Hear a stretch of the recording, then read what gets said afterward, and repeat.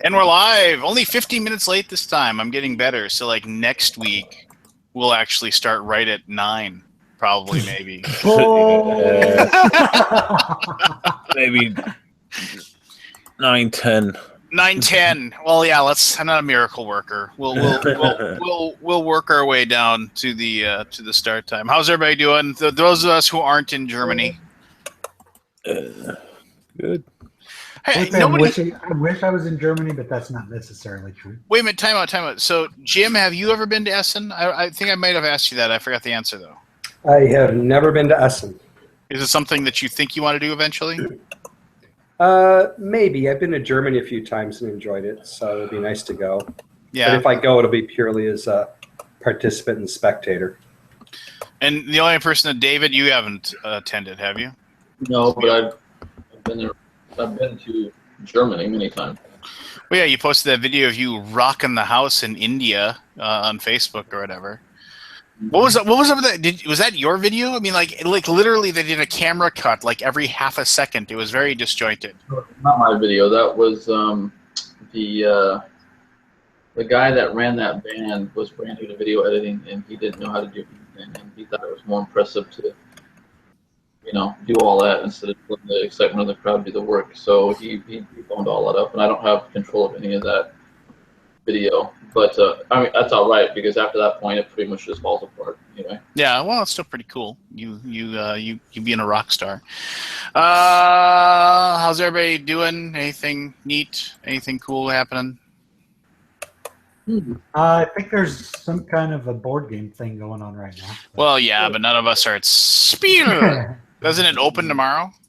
Yeah, the media day thing was today, where Aldi had the show going, running all day, and Backstabber was tweeting out pics of some of the games from the media room and stuff. So yeah, there's a little bit of this and that going on. I honestly did not look at any of it, so I don't know if I'm just lame or what, but I didn't really look into it at all.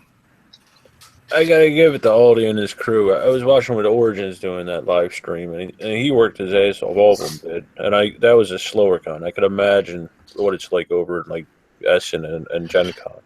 No, I mean, it'd be cool if he was on. I sent him an invite so we can maybe cross our fingers and hope maybe he sees that and logs in. Probably or needs to be sleeping to get ready for tomorrow. Like 3 o'clock in the morning. Oh, whatever. He doesn't need to sleep. But anyway. 4 o'clock in the morning, I think. Oh gosh, just why? Anyway, no, I mean, 8:30 in the morning, man. Okay, thanks. No, my big thing there is like, I always ponder and I think, like, is Board Game Geek still a big thing for Germans? Is my thing. I think so. There's a lot of users, and I mean, they've got the publishers lining up to. They're doing broadcasts all day for 5 days. Yeah, and it's not only Germany. Most of Europe converges there 40 year to buy our games. So yeah, it's England and all them. It was one of those things where you always wonder, because like for us, of course, it's a big deal or what have you, but perhaps it just isn't, for other people. I don't know. Well, is Essen as much of a product circus as Gen Con, or is it more of a? That's all it is. Yeah. It's all it is. It's just a trade show. It's go in and buy stuff. That's all it is. It's a shopping trip, basically. Demos and shopping, right? Yeah. Well, that one Essen game that had a pretty cool guy on the front cover. That loser. Yeah, that loser. That the whole point of that game is that you only had a certain amount of time and a certain amount of money, and you had to like race in and buy the games. And then get back out, and you can only carry so much. So you had to race back out to your car and put them back in the trunk, and then race back in, and then hopefully like the games that were on your like wish list or whatever, would still be there, but other people could buy them before you got them and stuff like that. And all people who've never been to Essen on the cover. Well, I've technically been on. Well, you know what? How many board game covers are you on there, tough guy? No, I'm just saying you're on it. Ryan Metzler was on it. But there were people that have been on the cover. No, I know. Yeah. Antoine Bowes on it. Freeman Freeze is on there. Bruno Cathalo's on it, right? Lance is front and center, though. Yeah, Lance is dead center. and my daughter's on there too. You can see her in the over my left shoulder. Oh, like you're totally ignoring her because you're so excited. Where's my puppet? That's good parenting right there. My puppet's in this box somewhere. And Jim, from my understanding, the vibe over in Europe, the gaming vibe is different from over here. Like, we'll buy games, every week or two or month or whatever. Whereas, they'll go to Essen and buy their games for the year there and then take them home. On this one. Waggle dance. Waggle dance. Oh, that B game. There's my puppet.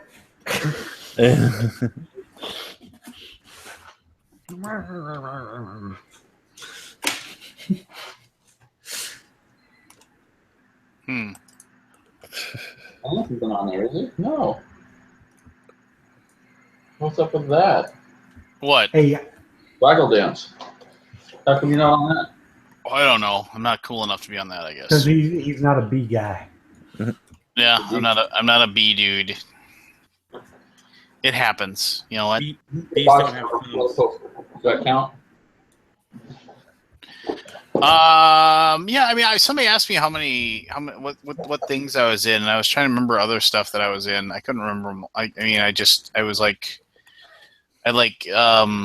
There's like a street named after me in one game, like on a map. I don't know, just some other nutball stuff, but Are always you in any always greater nice. than- What?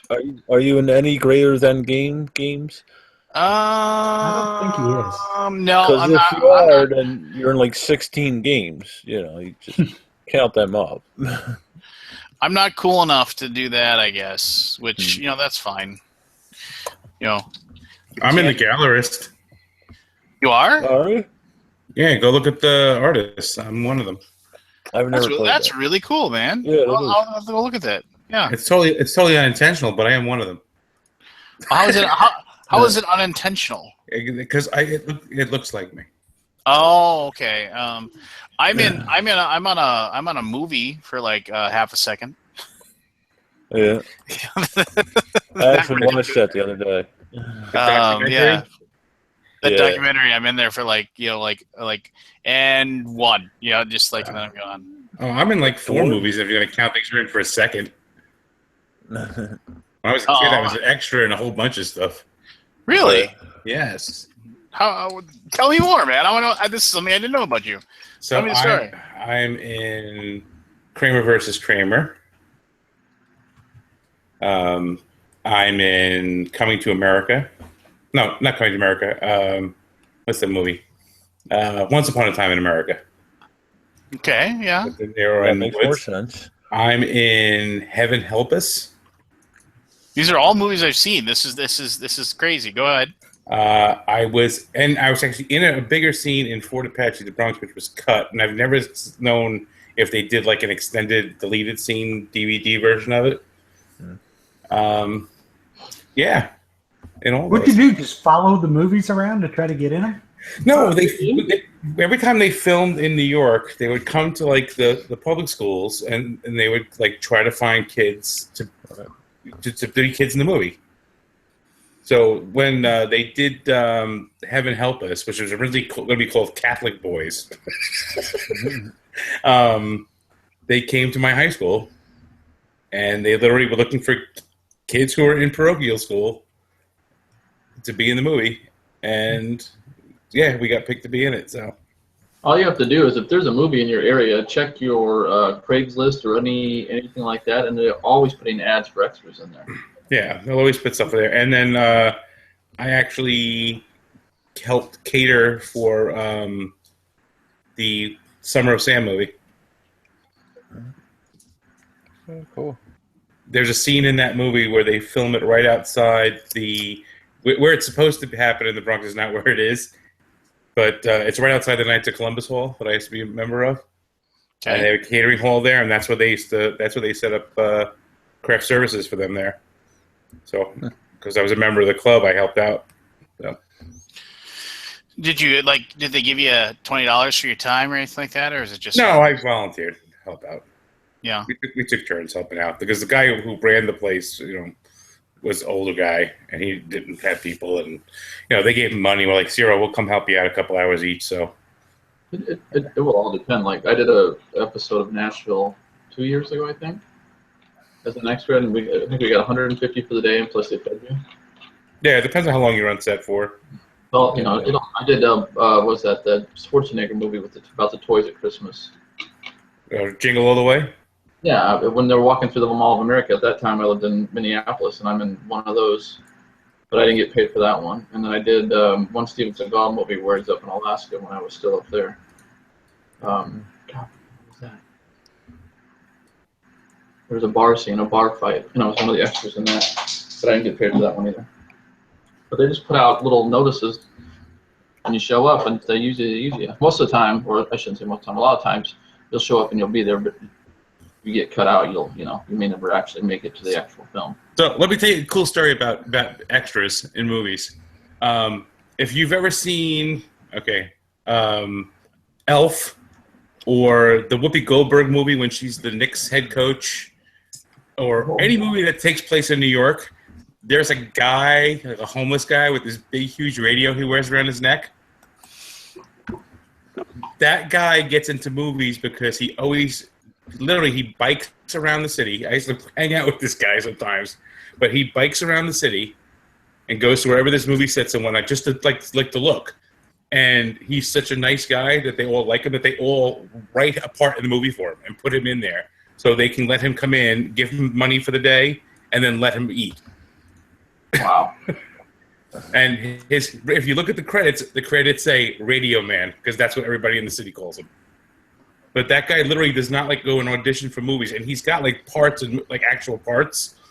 It's just because he goes there and everyone sees him, they go, "Oh, Radio Man!" They all know him. All the people who work on the movies and everything, they know him. They let him in, and they're like, "Oh, this is Radio Man." Like, okay, we'll put him in the movie. So, if you see in Elf when they're coming out of Central Park, and they just get enough height to get over the bridge in Central Park, he's laying on the bench. Really? Yep. That's Radio Man. I it's one of those things where it's like maybe I don't know. I was one of those things where it's like I don't think I've seen him before. I suppose if I Googled it, I'd see it and I'd be like, oh, that guy. Yeah. So if next time Christmas is coming soon, so you'll probably watch Elf. So you'll see the guy, and then as you watch movies that came out in the past 15, 20 years, you'll see him in almost every movie that takes place in New York. Oh yeah, I've seen that guy in some stuff before. And he's just a regular guy who lives out on the streets. And he rides his bike everywhere. Not only does he ride his bike everywhere, I'll tell you a story. I used to go, and I was an autograph hound. We used to go around the city in the morning. We go to the Good Morning America and Regis and Kelly and all that. So Garth Brooks was in town, and he was doing the show that's what CBS has in the morning. CBS This Morning, whatever it is. Yep. So he was doing that, which is on the west side of Manhattan. Downtown, and right after that, he went and did a local thing in Astoria, Queens, which is close, but it's not that close. So we were there when Garth got out of the car to go in to CBS This Morning, and we didn't get a chance to get him to sign what we had. He went in, and we said, well, he's going to the other place. Let's go over there because it's in Astoria and it's less people around. So we drive to Astoria. By the time we get to Astoria, we're there maybe 10 minutes before Garth's car pulls up. Radio Man biked from Manhattan to Astoria, Queens in the same amount of time it took us to drive there. This guy's insane, but he's a really nice guy, and no wonder they want to look out for him and give him food and whatnot. He's just He doesn't like he doesn't. Well, I mean, at some point he probably expects them to offer. You know. No, you got to see him. He's so unobtrusive with everything.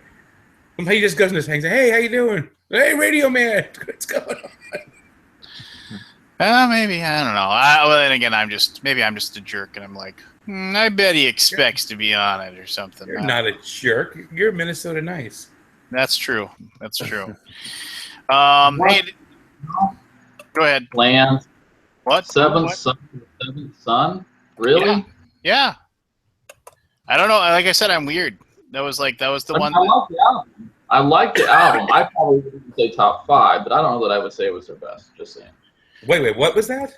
Oh, I knew as soon as I posted that you're gonna you were gonna take umbrage with my choice. No, that was one I wouldn't expect because that was like a good album, but I mean nobody ever says, that's one of their best. It's always Peace of Mind or Number of the Beast or something like that. So that one. Seventh Son is the best Iron Maiden album? That's my favorite. That's it. It isn't the best. It's what my personal feeling is their best album, and that's my favorite one. That's good. That was the question. I didn't say what's the best. I did say what's your favorite. You're right. Yeah. Okay. So I really enjoyed the keyboards in Seventh Son. I thought they did a really good job with that, and it was just I remember listening to that a lot in high school. Like that was a doing my homework on listening to it on my Walkman. I remember like the headphones that everybody owned that had like the big giant like orange styrofoam that went over on both your ears. Yeah, you had no idea that CDs sounded way better than a tape. Sure that was my. I was one of the first kids in my high school to have a Discman. I was pretty proud of it. Yeah, I'm a huge Power Slave fan. Oh, I love Power Slave too. Absolutely. Sorry, I didn't mean to derail your. No, that's fine. That's fine. You were making fun of my personal opinion. That's great. Thanks. That's what I do. Yeah. Wait a minute! Don't you post like 7-8 minute diatribes about respecting people's ideas and stuff like that? And I love the one that you posted. But today, I mean, one of my rules on my personal Facebook page is if you're not an expert on something, don't get on there and claim you know all this shit and whatever. Just don't, because it's not. Oh, I wound him up. Okay, yeah, that's not what Facebook is about. But that's I watched that. Purpose of Facebook. So I watched that video a while back. I thought it was great. I'm just not a big fan of people who want to get there and start shit over something they're not educated on. I hate that. So don't. But isn't that Facebook in general? Welcome to the internet, Dave. In general. But see, it's like I've got all these other social media pages I have to manage that I have to let everybody be themselves, and I can't be myself, and blah, blah, blah. My page is my page. I don't care if you like my opinion. I don't give a shit, about any of that. But one of my rules is don't come on and try to start a flame war or be insulting to people on my page about their religion or whatever. Those are my 2 big rules. But yeah, I don't like people who are not experts on there trying to debate shit with me that they're not experts on. I don't talk about shit I'm not an expert on. I just don't. I don't know anything about ballet. I don't talk about ballet. I just don't. Well, you apparently don't know anything about Iron Maiden albums, but you talk about that. I think if you go back and look, I actually haven't commented on that one. Right? Very good. Hey, since this theoretically supposedly is hello everybody out there that's listening to us. Has anybody been talking? I haven't even looked at the chat. Yeah, we're horrible. It's like we cling desperately to our 7 or 8 hardcores that listen to us talk every night. But they come back no matter what. Well, they have their own discussions. I think they're there to talk to each other, not us. Yeah. But kids should know that on that list, Live After Death got a couple mentions. So she's right in there with that group. And, some of the guys that are commenting on that page are actually amazing metal musicians. So she's nailing it. she's nailing the metal musicians. Sweet. Cool. Before I forget, reminder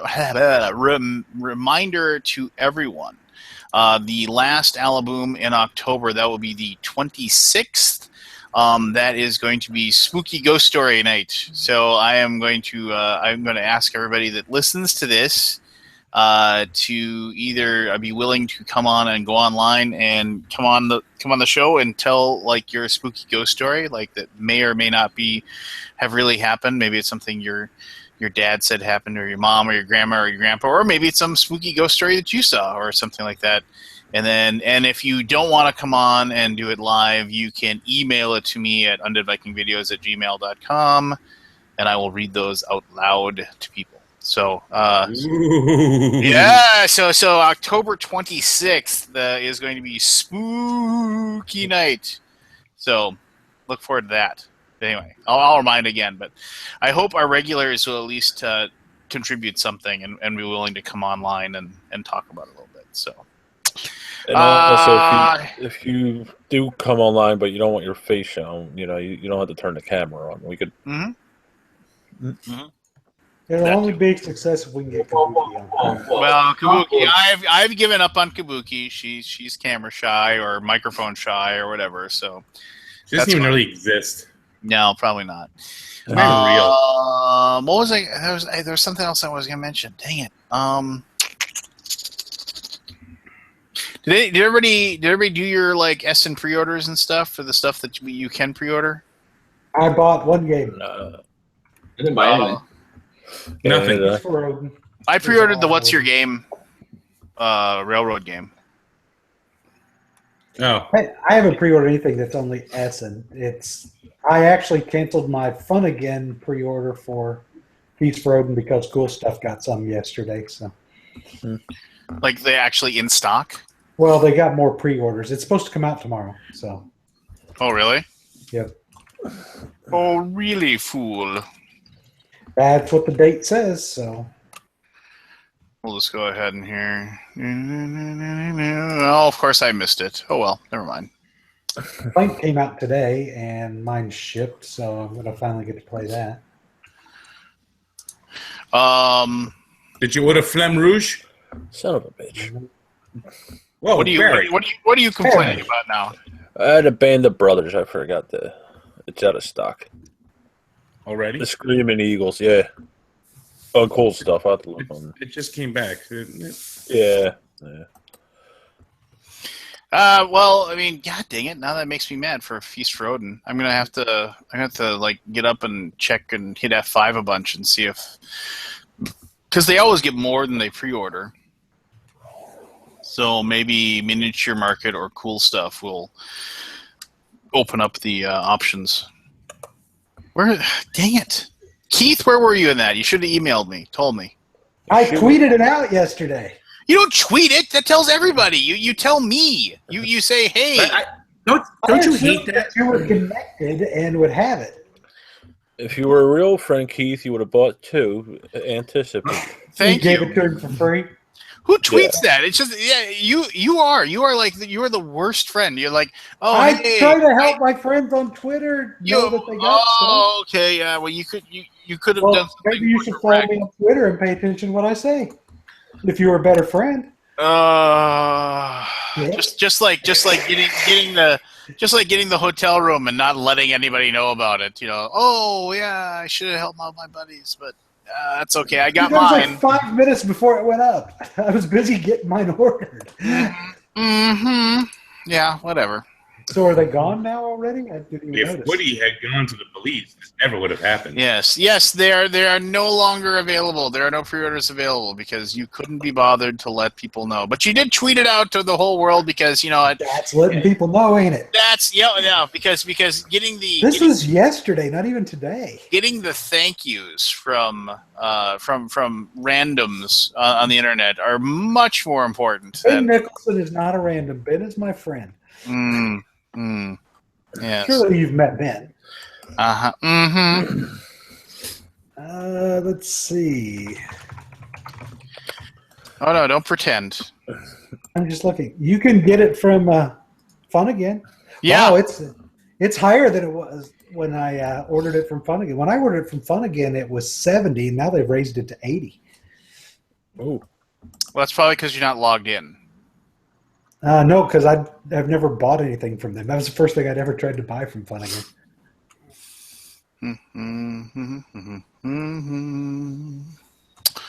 Yeah, there you go. Did you get Flemme Rouge? La Flamme Rouge? No, Flemme Rouge. It's Uh, Flem. Flem. That's how you pronounce it. Flem. They contacted me, like, I don't know, like a long time ago asking me if I wanted a copy. I said yes, and then they contacted me like 4 weeks ago or 3 weeks ago, and they said, there's a holdup on these. We'll get one to you as soon as possible, and I've never heard back. So I just got it yesterday, so yours is probably en route because literally the letter they sent says, "We realized this is later than we had told us we were sending it to you. We know you probably won't be able to review it before Essen, but thanks anyway." well, at least they're honest. yeah. It's fun. I saw your tweet about that. That's right, because you pay attention to me. Anthony, did Yeah. you get those games? The what?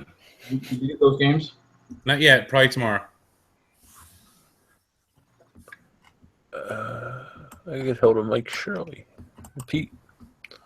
It's probably coming tomorrow, Dave, with my my Vinos Deluxe finally. Ah. You're what with the who now? My Vinos Deluxe. I got mine Yeah. a day or two ago. A day or two ago. Didn't you get it like a couple weeks ago too? Mike. Sorry, I was thinking of a different game. Yeah, you're right. Sorry. Oh wait, what game were you thinking of?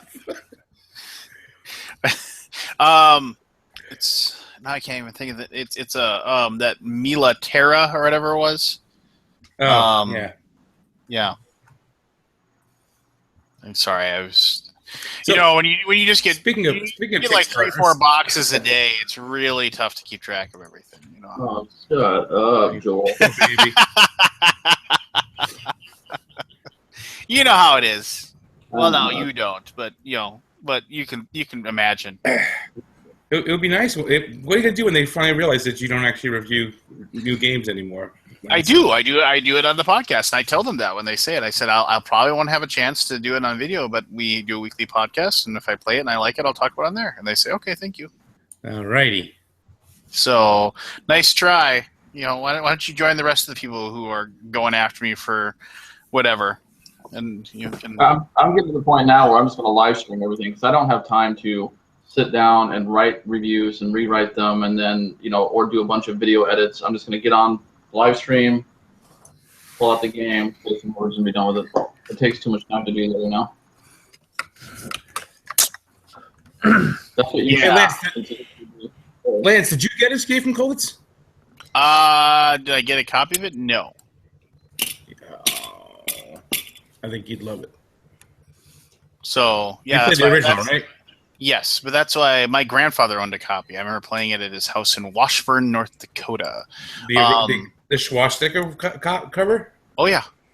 Who knows whatever happened to it though? I mean that's obviously I could walk around like this and play it or something. I don't know, but but it probably just got thrown away after my grandfather passed away. Little did I know that. Well, like eBay, you can't even sell it because it has a swastika on it. So, but theoretically, you could find somebody that would want to buy You can it. sell it. You just can't put an image of it up. Yeah, I guess you could just put a piece of tape over it or something, or You can just put the original artwork cover. Wink, wink. nudge, nudge. Say no more. Yeah. So there's that, I suppose. So I never played the original, although the original rules are included in the box. Mhm. But I have to say, if every roll and move game was made like this, people would not be so upset when someone says, "Oh, it's a roll and move game." Yeah, there's that.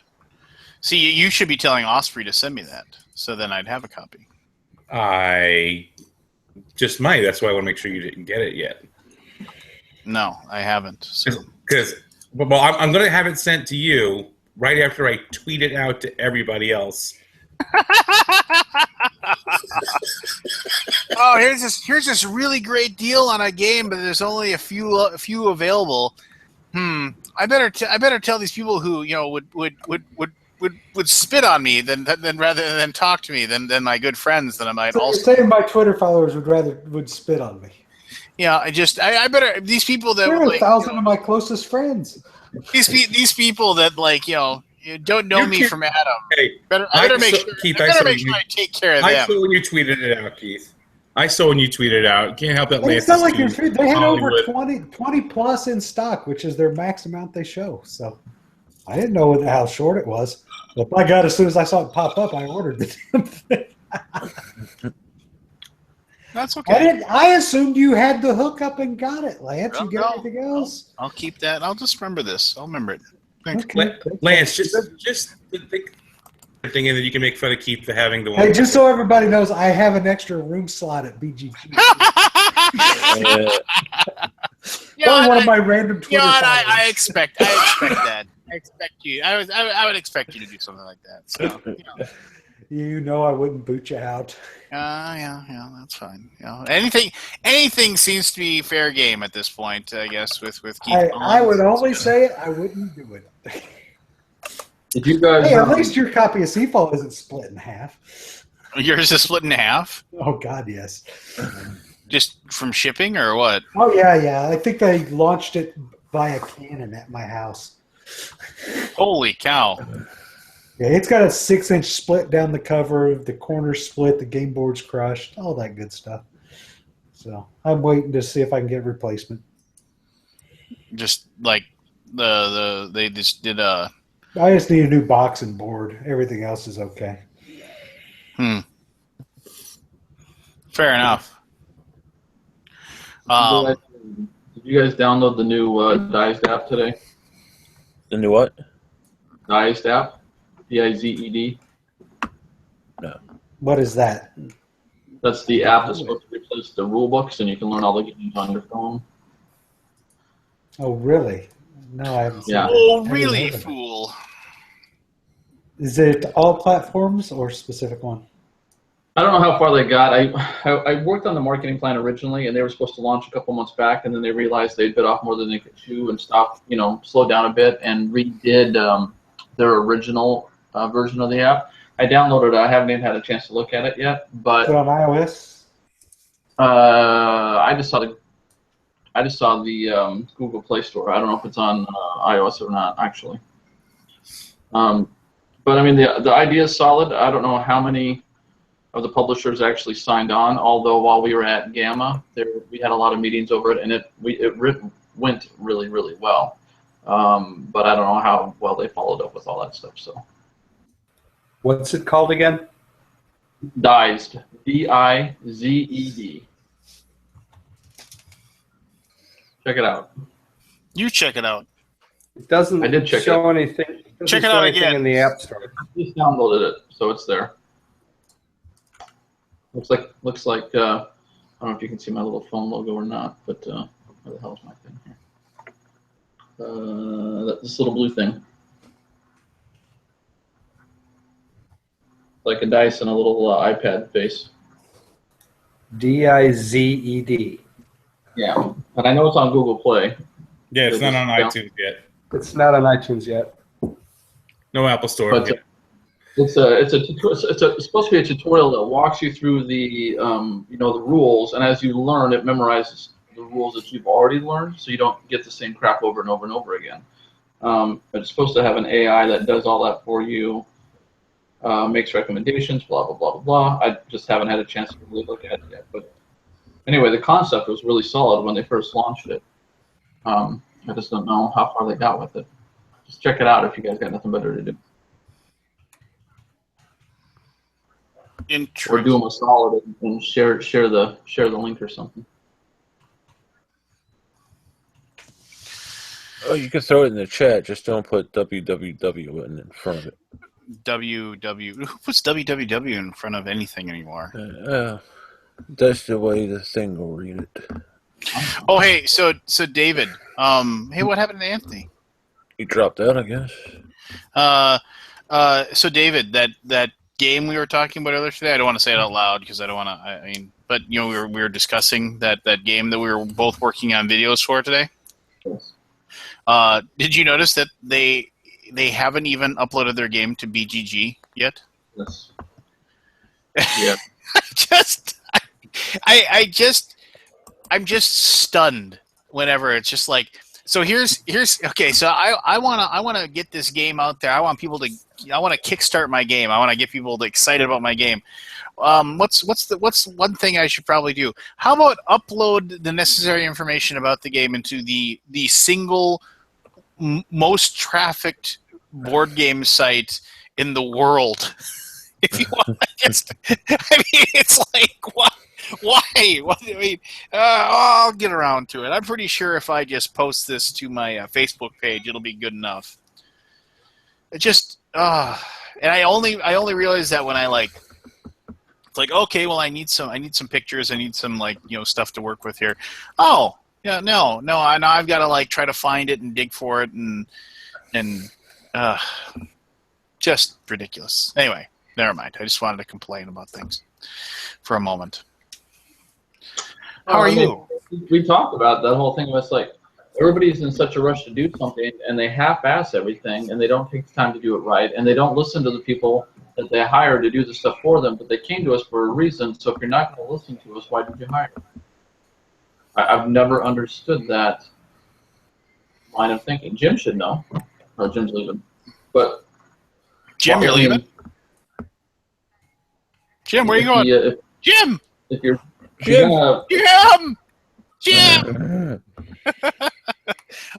All we see is the tapestry. That's all we have.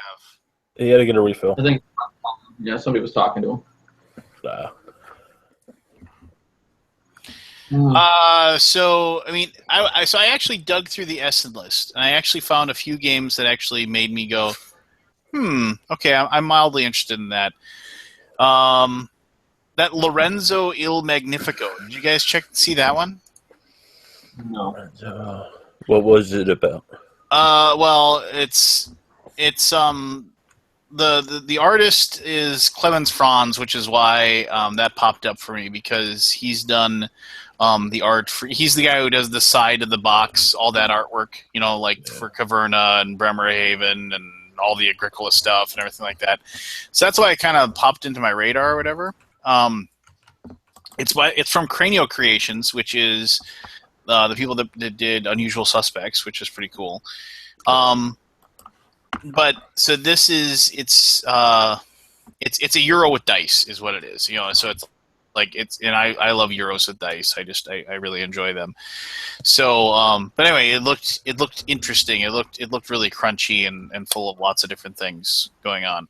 And the nice thing is, since it's Cranio, that means that Cool Mini will undoubtedly bring it over. So you don't have to, you know, it's one of those that I could definitely wait for, and then you don't have to pay out the nose for it when it finally does show up. Oh my gosh, what was that? Stop. Sorry. That's my computer finishing its rendering of that said video. What is that? Like Just put it in a blender. Did you say, what should I have for my computer? The most annoying noise ever to signal that it's done doing the job that I have. That's the intro to the Club Fantasy thing. It's all the gears turning and whatever. Oh, okay, yeah, I got you. Well, it just finished rendering and started up on its own. I apologize. You don't have to apologize. I just, you know. Well, yeah, you do have to apologize. Thank you. I do have to apologize. So I was thinking about this, and this is you know, and this might not be really relevant for a lot of you, but I was thinking about this, and I was thinking about like I've seen a few videos of this, and I've thought, well, I should do a video like this. Like you see these guys that do these are the top 10 things to remember when you are being the dungeon master or whatever, and you're controlling the action or whatever. And I was thinking about like what are like the things that like how a dungeon master will fail like the players. And there's like the really basic ones that everybody knows where you kind of end up there's a bit of like not letting I mean a lot of it is like don't cheat, don't cheat the players out of a victory or whatever, things like that.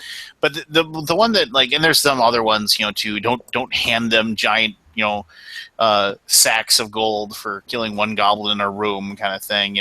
There's the really obvious ones. But I was thinking about that, and I think like I was trying to decide, like, the one thing I think that I've always had a problem with is that you're the arbiter of the world, but you also have to like let the players kind of control it as well, because you can't. You got to let them feel like they're an active part of the world, and the decisions they make actually have important effects to what's going on. And I was like, and that's like really tough to do, because a lot of GMs, like, they have like a storyline they want to go through, and they hold on to it really, really tightly, and they don't let things deviate from that path very much. But I think it was one of those things where I was like, I don't know, and like I said, this might not be the best group to talk to about, because I don't know how many of you have really played a lot of RPGs and then also ran RPGs. But I was, interested in also the peanut gallery. If they had their own ideas or whatever, they could chime in if they were so desired as well. But I don't know. And a lot of you are just silent, and you're looking at me like I had a tree growing out of my head or something. So, I mean, anyway, I'll leave that out there. And see, and Kabuki said, rule number 1, the DM is God. Everything is rule number 1. And Paul, I would say Grand Austria Hotel is a good dicey Euro, but you can't play it with 4 players. 3. Oh god, the Serpentine draft makes it just take so freaking long. Or the turn order, I should say.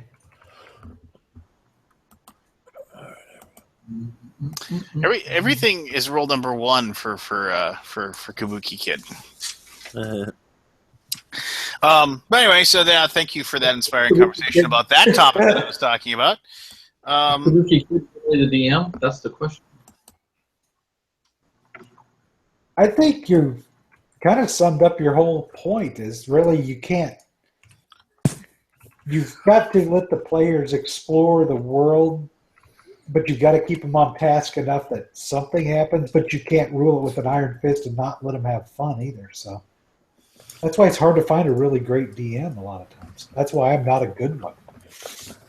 Yeah, it's tough. What's the question? Well, Jim came back, everybody. Yay, Jim's back. I was talking about being a DM for players, and like what is the like what are some of the quintessential like rules, as far as like, and like my big thing is that allowing the players like control over their world. Like you have a story and you have like events that are going to happen, but you can't, even if like you are, kind of forcing them down the path you want to, you have to let them believe that they're making the decisions to do it. You have to make them believe that they're actually like affecting the world and changing it and doing things with it. I mean, because the biggest thing with is like, yeah, okay, you have like this like super evil, mastermind thief that's been working behind the scenes for like, the last like 4 or 5 months, and you're really proud of him, and all those things. And then like, well, he gets cornered, and you're just like, oh, well, I got to come up with some excuse why this guy escapes. No, you don't, because there's always another thief. You just create another one, and you just and they get to kill him. They get to kill that guy, and they can feel good about it. They can say, "Oh, you jerk! That's been like the thorn in our ass for like the last 5 months. We finally found you and sliced you to ribbons." And they have that moment where they high five each other and everybody's happy. But in the bottom line is that you're just going to make another one that's just going to, be a jerk as well. So, I mean, it's just you. So you have to give them that, And so I was basically saying, because there's all these like videos out there that are like, the number one rule if you're a DM is blank. You know, I was like, I should do that. I've been running D&D campaigns for, you know, since I was like 8 years old. So I mean, I'd like to think I learned a thing or two in between now and then. Yeah, Oh, I have like just a couple rules for my own campaigns. One is that the DM is a facilitator, not a controller. And the other is that I like to think of it as the players begin each session reacting to something that happened, and then they control the world up to the end of their session. And then my job is to make everybody else in the world react to what they did, so that they get this flavor of seeing the consequences of their action flow 1 or 2 games later. And they really seem to appreciate that. The one thing that my buddy Andy, you know, he said he put it really well one time. He said that the DM is the presenter of the story, but it's the players and the DM that work together to write it. You know, so it's just like, and he said like, and all of them should get their chance to have an equal chance to, you know, write a chapter, you know, and be part of the whole process and you know, that thing. And I thought that was a good way of putting it. I was you know, and Andy and I don't see very well eye to eye. He is a very like constant like I need, you know, he writes up every single thing for his campaign and keeps track of all of it, and like does these like really in depth, like he would just never wing it, you know, for a PC. He would, or NPC that you ran into, like if somebody said, "Oh, we're gonna try to find out if there's a cleric in this town that can make us a healing potion," you know, I was like, "All right, his name's, you know, Devage, and he's you know, cleric of the healer, and Say Devage. yeah, it's just like, yeah, you just, I mean, and like, you know, and you know what, he might end up being really important to the party. They might come back to this village and say, "Oh, hey, is Devage here? We need some more healing potions," or maybe Devage can tell us about this scroll that we found, or something like that. But, or he might just be completely forgotten. But Andy would never just have that guy. He would have that person completely written out. You know, he's 6th level. These are his stats. This is where he was from. This is who he's married to. This is how many kids he has. You know, just like, and like he's just incapable of like just flying by the seat of his pants at that stuff, which drives me crazy. But I mean, you know, but you know, to each their own kind of thing. I think if you get the right group, it's so much easier for me anyway as a DM to sketch out highlights and bullet points of things that are major influences or things that are in the works, but then actually have just this cooperative session of creativity. Because, you know, you never know. Like I may make a mage that's a villain, and they're more interested in something that they find is kind of offhand described in one of the rooms of his tower. And so now all of a sudden, well, that's got a backstory. Or they make up a backstory for it. Wouldn't it be neat if? And they say, oh, that's kind of cool. Yeah, it glows a little bit in the situation. You start inventing things as you go. And as long as you don't, as long as you and your players trust each other, I think that's the most fun that I have. Yeah. Yeah, I mean, like for example, like if you like of and I might have told the story, and I apologize if I already told the story once before, but like totally, it was there. We had a game or whatever where there was the lizardmen from this nearby swamp attacked the town basically to capture hapless people within the town to bring to sacrifice to their god, which turned out to be a black dragon, but whatever.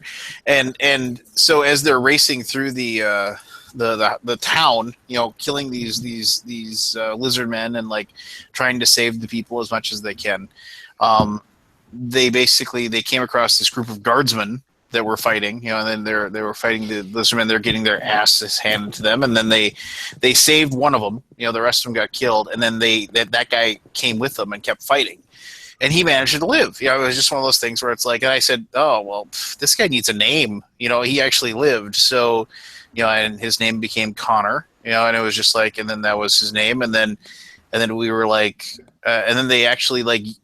When they came back to town one day, they needed a fighter, and they said, Connor, will you come with us to the?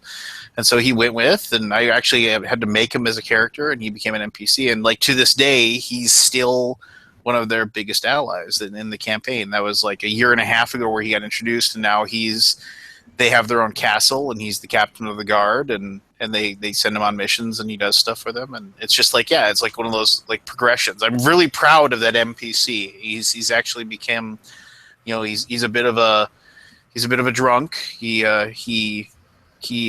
frequents the women of the night, if you will, and yeah. So I have a story on sort of the opposite spectrum of being able to let go of your NPCs. So I had a campaign going where they had the players had taken over part of an island, and they were setting up a keep and setting up basically a small town there. And there was this forest of these special trees that grew, and it was being pirated. And so the pirates these guys are pretty high level. So the pirates were a wizard, a couple of fighters, a thief, and a Rakshasa. So they had this big battle. And at one point, wait, did somebody happen to have a crossbow bolt with bless cast on it? No, they didn't know what he was at this point. I always thought that was like one of the. It's like I love old D&D because they have like weird things like that. If a Rakshasa is shot by a crossbow bolt that has been blessed by a lawful good cleric, it dies immediately. And then it's just like, what if it's an arrow? Will an arrow work if it's blessed? Right? So, no, but anyway, no, it has to be a crossbow bolt. Just like the wizard spell maze. I'll let you tell you a story, but just like the wizard spell maze, it's like 7th or 8th level. Has no effect on minotaurs. Well, right? They live in labyrinths. Just like, so this 4. Well, it should have an effect because if they live in labyrinths, it means they don't know how the fuck to find their way out. Anyway, go ahead. Your story. I want to hear about this. At one point, they get this big fight with part of the pirates, and one of the players casts a spell that grabs grabs the wizard and holds him fast. I said, okay, what do you want to do?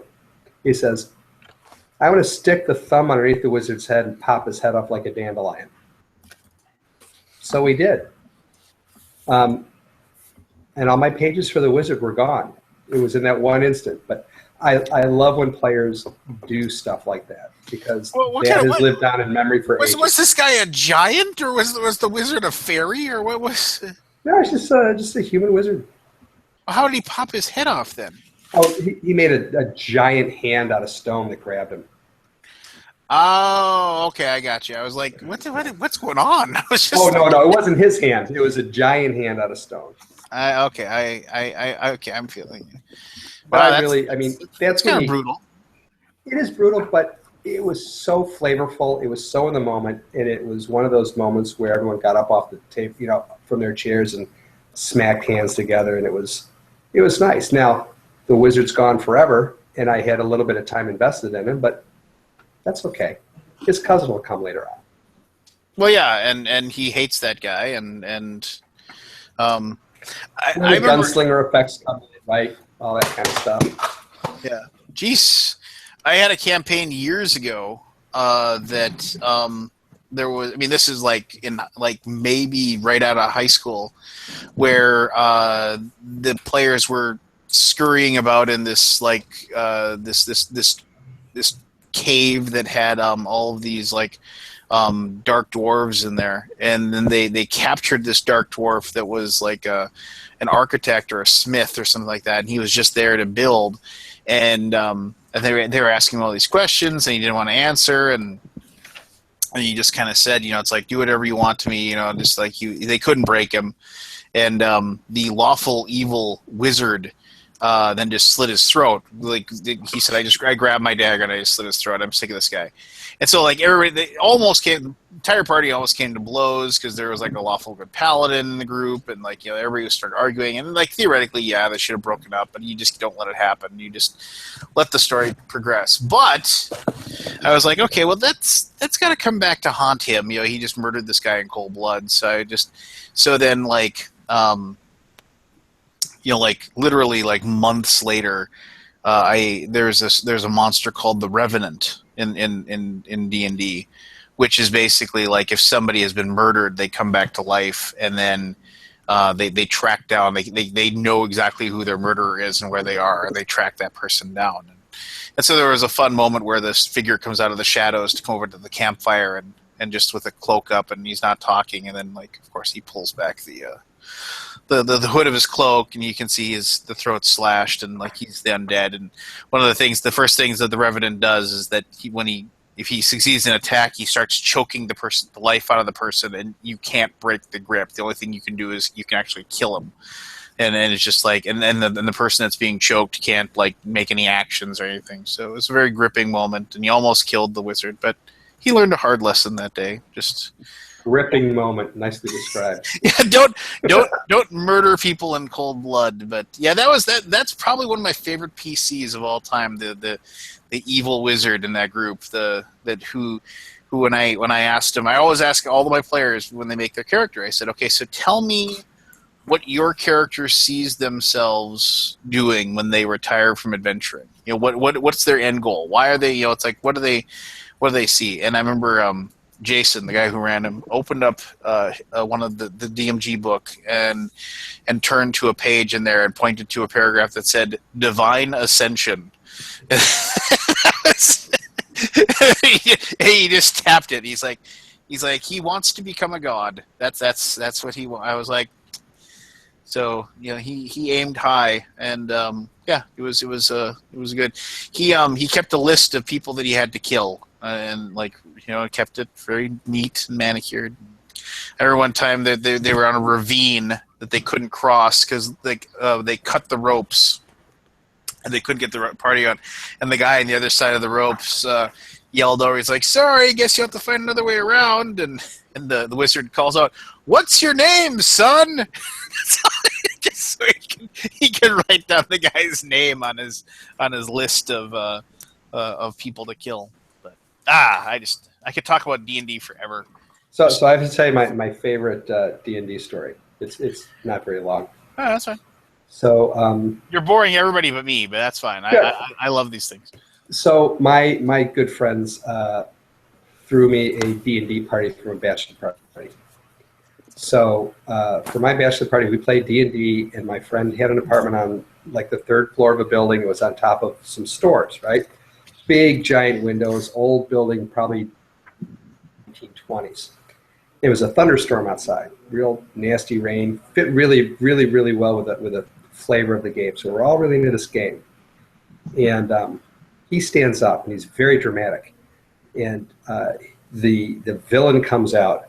He says, "I am," and he yells out his name and throws his arms up. And at an exact moment, this gigantic bolt of lightning flashed down behind him. This thunder rattled every window in the place. He got this look of like, and he looked up and said, "I'm sorry, I didn't mean it." It was just brilliant. That timing was beautiful. I love stuff like that when it's just like perfect moments. I remember playing the Shadowrun role-playing game. There was, and like you can just do stuff that just ruins the GM's plan. But I remember all of us were we're all in like we're all in this like apartment, like in this big giant high rise in the future world, and we can see the SWAT team and everything, and like the helicopters flying around. They're coming to get us, and we're trying to figure out how we're going to escape. And this guy shows up. That's been kind of shadowing us for a long time, and we were wondering what his deal was. And then like one player was just, "I'm just positive this guy wants to kill us," and he shows up and he's like, "Hey everybody, you're in quite a pickle. I was gonna kill you myself," and then he was gonna tell us something. Just my friend Matt, I shoot him in the face. Just like, what? Yeah, I just shoot him. It rolls, kills the guy immediately. He just drops on the ground. The GM's like, all right, well, figure out your own way out of the skyscraper now. It's like, all of us are just stunned, like, what? What? I was going to kill you myself, but it's blam. Thump. Just everybody kind of just stares at it. Great. Just, what do we do? Those are the moments you never forget. I love those. No, that's just it. There's so many battles with orcs that nobody cares about, but it's just like, yeah. I mean, it's just great. When you can picture it in your mind, it works so much better. There was like, just the entire campaign. Don't know anything, but there was this one battle these players had with, I think it was kobolds. Like there were just too many of them. They're all like 3rd level or something like that. And the warrior's name was Cranshin for whatever reason. I just remember it was just the weirdest name for this human fighter, and his name was Cranshin. And I always said, "What do you do when you get back to town?" I go blow all my money at the opium den. That's what he says. that's what Cranshin did. But they're racing around, and like it was 3.5, 3.5. So everybody was like, movement and what have you, and like literally like it was one of those things where he had to like rush by all of these kobolds and like get to the other room where everybody else was, and like everybody was just at death's door, and they're trying to get out and escape and like maybe possibly live. And like as he's running out, like all of these they shoot their little tiny crossbows at him as he's like running by, and like just enough of them hit him to like I don't think they killed him. I think they just knocked him really negative. And he comes, but he actually breaks the door open, to like allow people to escape because he's strong enough to do it. And then the wizard on the other side, like he's like, Cranshin! And then all of a sudden he just topples forward with like 7 crossbow bolts in his back. Cranshin! I'll remember that moment for the rest of my life. I think Cranshin. I don't know if they saved him or not. I think they tried to. But yeah, I remember heroic moment. I remember a campaign where we were beset by were-rats, and none of us had magical weapons. So this is not to interrupt you, but this is one of the things I always hated about 3.5 and Pathfinder was like, oh, we don't have a magical weapon. Oh, well, I'm a fighter with a 2-handed sword. They've got DR 10. I can just do enough damage that I can still kill them. This is back in the old days. This is back in the old days before any of that stuff. Right? I'm a big believer in that. Like if you run into a gargoyle and you don't have a magic weapon, run. Just run. You're screwed. You should be. Yeah. So in the spirit of the game, the big-ass fighter grabs a were-rat by the legs, makes a grappling roll, uses him as a club. DM goes, were-rat? That's a +1 weapon against were-rats. I'll take it.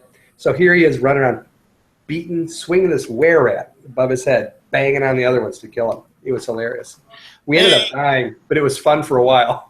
And you got to let them do that. I mean, you got to say, okay, fine, you're going to do that. You can't say nope, doesn't work. Because that's just like, and that's the other thing too. Like, if somebody goes to the trouble of doing something weird and odd, you don't have to let it work, but just kind of let it work. Like, let them succeed in some way. And I think, and Kabuki Kid said that as well in there. It's like, you have to let the players shine. They are the heroes. And I screwed that up. Like, fairly recently in the campaign that I was running, basically they've established this town, but there's this network of spies that are in there that people are looking in on them, and they know they're somewhere in the town, and so they're kind of digging around, and so the party rogue or thief or whatever he was almost positive that there was this tavern, and then there was something there. So late at night he breaks in. He's a master thief, so he can get in, and he's searching around, for like any secret doors. And the thing is that, yeah, okay, so he knows there's a secret trap door in the floor, but it's magically locked. So he can't open it. I mean, he doesn't have the ability. I mean, it's just like, because he's not, he can't cast the spells. And so it was like one of those things where he knows where it is, but you can't open it. And the thing is, it probably would have killed him anyway, because he was all by himself if he had went down there. But I should have let him be able to open it, because of the fact that it was just kind of one of those things where it's like, here's this like incredibly, even though the letter of the rule states, yeah, unless you have the magic password, unless you have like the magical stone, or you have the spell knock, you can't open that. But I should have let him do it. I should have like had him found some like scrap of paper that had the password that somebody had thrown off to the side or something like that. Give him a moment to, that bothered me, and it still does, obviously, because I remember it. I should have let him do it, because he went out of his way to try to really, use and do his abilities, and I just didn't let him succeed at it. I don't know. Okay, you know what, Barry? Take your 10 minutes. We've been talking about stuff that you don't care about, so talk about something you care about, Barry. I was actually going to say something before I go anyway. Like I said, I got to go early. I've been up for like 32 hours, and I got some stuff to do in the morning. But, all right, we're going to have a contest on Alaboom. We are? Yeah, we are. I just decided. The prize is a pretty big one, so we're going to make the participants work for it. Is it that green 6-sided? Is that what we're giving away? That green 6-sided behind you? Yes. Because that is a pretty big one. That is a big, unless you're really tiny, and that's all perspective right there. Well, Irish thing again. What kind of contest do you want to do? For what? I got it in my mind. Don't worry, but it's a kind of big prize. What would we do to make the participants work for it? Make sure that our loyal viewers all get an extra entry no matter what. I don't know. Your ghost story thing, maybe. Like the best ghost story, like we'd have to like, yeah, maybe that would work if like, and we don't vote. We'd have to put up. We'd have to put on like our. We'd have to do a website or something like that and have people vote on like best ghost story. We got the Facebook page. We got the Facebook page, and so they can do a poll there, and then they could vote on it. Yeah, I think that would work. All right. So yeah, sounds like a plan. All right. Hey, I would just like to say one other thing before I let you take your 10. Hey, Anthony. Yes, sir. Welcome to the ever-growing club of Don't say it. what? Go ahead, say it. Welcome to the. Don't say it.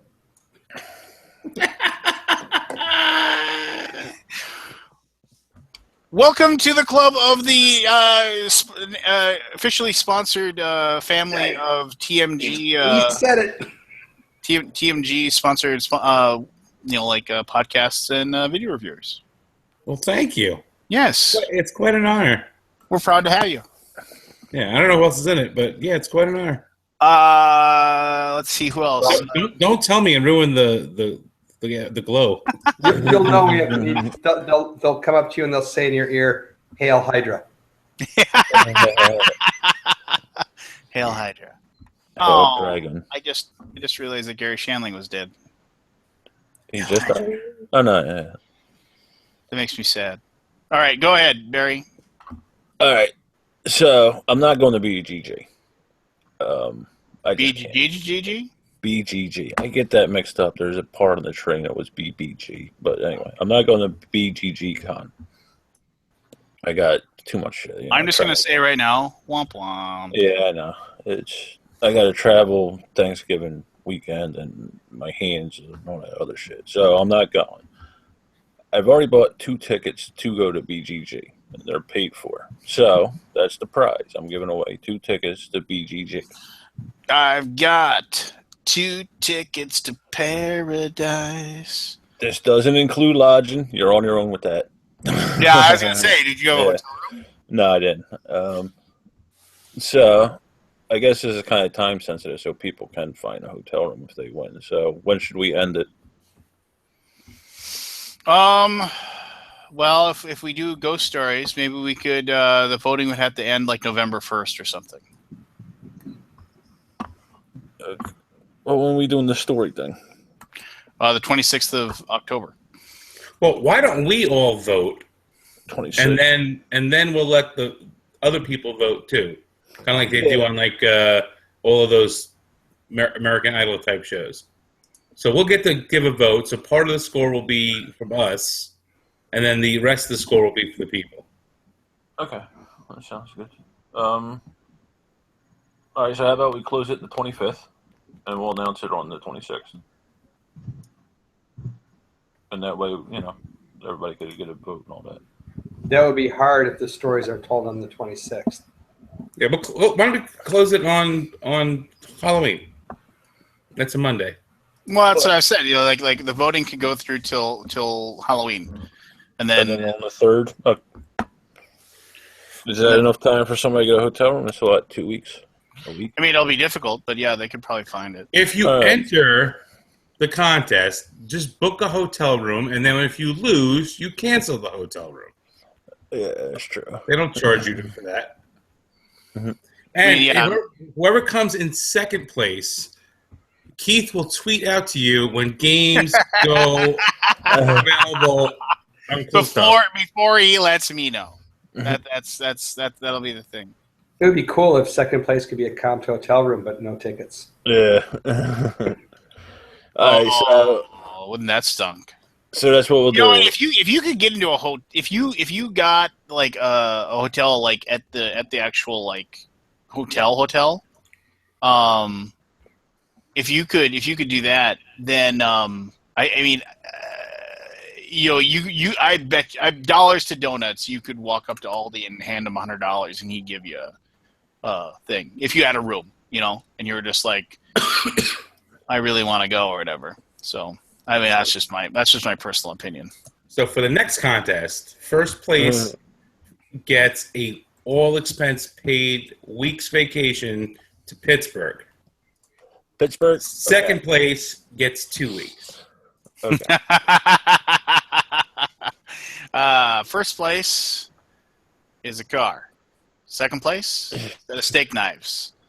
Third place, you're fucking fired. Coffee's for What's your name? Writing it down on the list very meticulously. Just choose the scenery in that scene and does it so well. Fuck you. That's my name. Oh man, it comes in and just owns it, and just great movie. And all dialogue driven mostly too. I mean, it's just like there's really no action in it. It's just like, that Jack Lemmon, like he said he begged for that role. He wanted it like that. He desperately wanted that role, like that he had in there. Like they wanted to put him in a more like one of the more sympathetic roles, but he wanted to have that role, like the. My name is Richard Roma. So good. Now I gotta go watch it now. Thanks. All train cars smell vaguely like shit.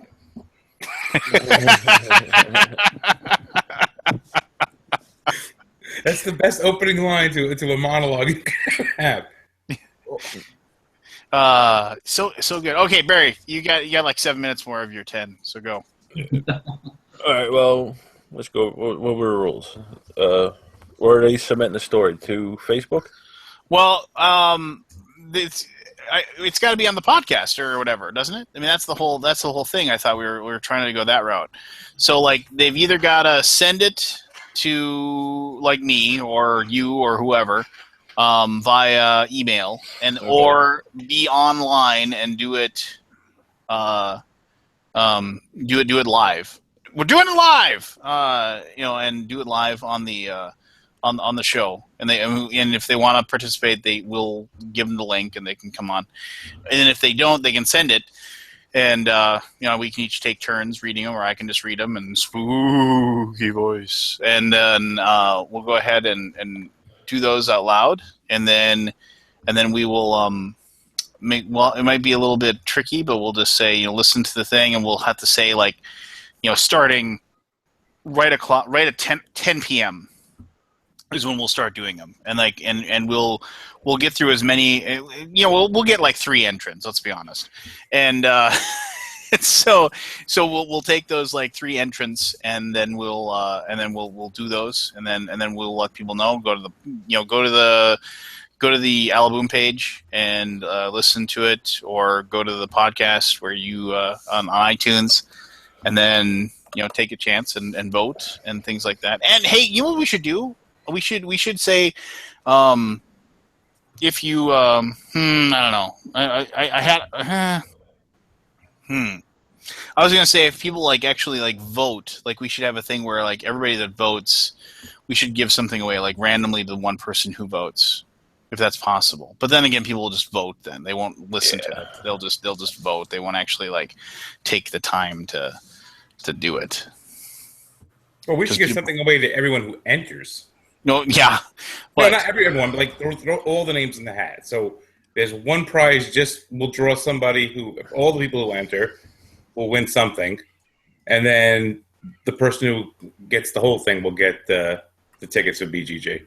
Well, I mean, everybody who enters gets a prize? No, everybody who enters gets entered for a prize. This way we get people incentivized to enter, because even if they don't, it's not the best story. I don't. So if five people enter, one person wins the prize, and the other four go into a hat, and you draw one of those four for the consolation prize. Yeah, I could do that. I mean, I've got set of steak knives. A set of steak knives. No, I mean, I'm looking at the giant pile of games and stuff that I have over here. I could put a grab bag box together easy enough for people. They won't be the most amazing games of all time, probably, or there might be some cool stuff in there. Actually, you know what? I'm so dumb. I can just hit up TMG. I can get them to. Yeah. Okay. Fine. Done. This contest is Hail sponsored Hydra by Tasty Minstrel Games, makers of fine games for whatever. Maybe I could send a copy of Eminent Domain and all the expansions or something. And get it signed by Seth. Ooh. All right. So we're having them email the stories to, or do them. Well, maybe. I think live will be too cumbersome. Live will be too cumbersome. Yeah. So okay. Yeah. So email the stories to Alaboom@gmail.com. I think they should go. Is that a website or email? It's a real Gmail. Yeah. You must run it then, huh? Yeah, I'll give you the password. I set it up when I did the podcast. I think that they should also write in their submission who they want to read their story. But that would mean that we'll have to we'll have to make people be there, and I hope it's Barry for every single one. Me too. So I said the ghost, use guys, you don't scares me. Or they say I want Anthony to do it, and I want him to do it in his Richard Roma voice, or I want Anthony to do it in Christopher Walken voice, or something like that. So this guy, he's in the window and stuff, and he's it's scaring me. Yeah, and then I turn around and nothing. And I said, "Let's go get a massage." I was not getting a massage. There ain't nothing wrong with that, And I hear someone rubbing my back and everything, and then 5 minutes into it, all of a sudden I hear a knock on the door, and the lady's like, "Are you ready?" I was like, "Whoa! I just got massaged by a ghost." We have a winner. Winner. Or David Lowery telling a story would just be like, and so then I saw all the dead members of my family rise out of the graves and walk towards me. It was probably the scariest thing I'd ever seen. And then they stole all my camera equipment. It was a big downer. I don't know what happened in Transylvania, but in Memphis, where I'm at. When I was in the music scene. On that note, I'm going to say good night, gents. Yeah. Well, Jim, then hey, you mark the 26th, and you might get called on to read a story. So I'll be prepared. I'll bring my best voice. And awesome. a big bottle of scotch. Oh, yeah. I'll make sure that some of those syllables get mashed together real well. I would like drunk Jim to read my story, please. I used to have a friend just like you. The classic Jimisms. I used to have a friend that just like you. Good stuff, guys. I gotta go to work tomorrow. See you later. Have a great night. All right, later. Bye bye. All right, let's clarify these rules so I can go All to right, bed. wait, hold on. Lance, is it possible that I can get 1937 Seth Jaffe on the radio to read my story?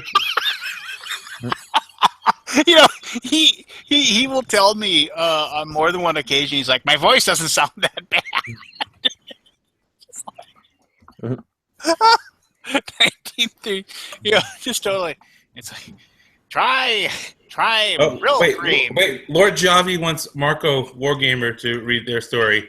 Sometimes you go into the haunted house and find out that it's really not haunted at all.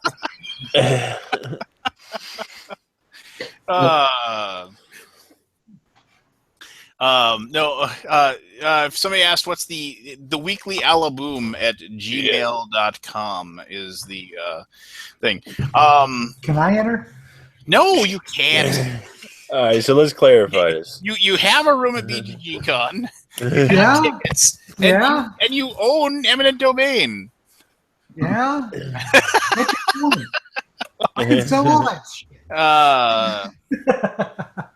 Let's see here. So we'll have to post this on the Weekly Alaboom page, obviously.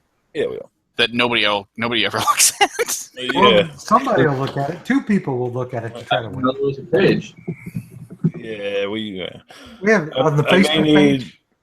I may need Keith's help with the poll and all that shit on Facebook. I'm not that up to date with that. But anyway, we'll post the rules at the Facebook page. Send a submission to theweeklyalaboom@gmail.com. Okay, do me a favor. In the subject, put, contest, and then whether you heard it from the live chat afterwards on, on the Viking channel or on the podcast. I'm going to try and get some numbers. Yeah. Yeah. Oh, yeah. And then in the body, who you want to read. So yeah, and then first Lance, make make sure that Larry's available to read if we need him. Oh, totally. So this guy goes behind the door. Hey, we're getting likes on our page now, ladies. It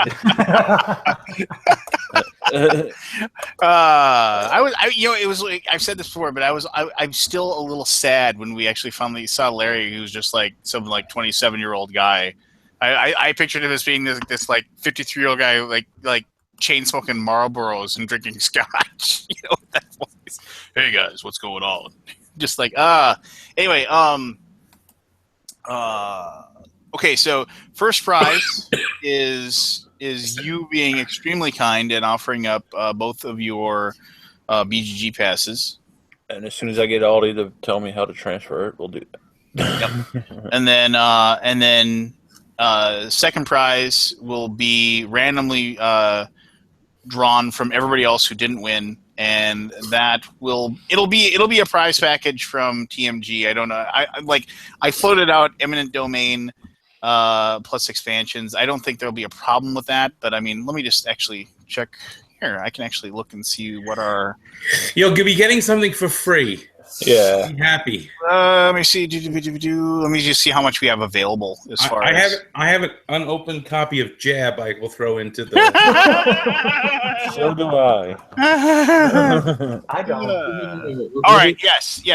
I can definitely say it will be eminent domain plus all expansions, and probably I'll kick in maybe we can probably kick in something else too. But it would definitely eminent domain expansions, and maybe we'll throw a copy of Harbor in there, a copy of Cthulhu Realms, some of our small box stuff too.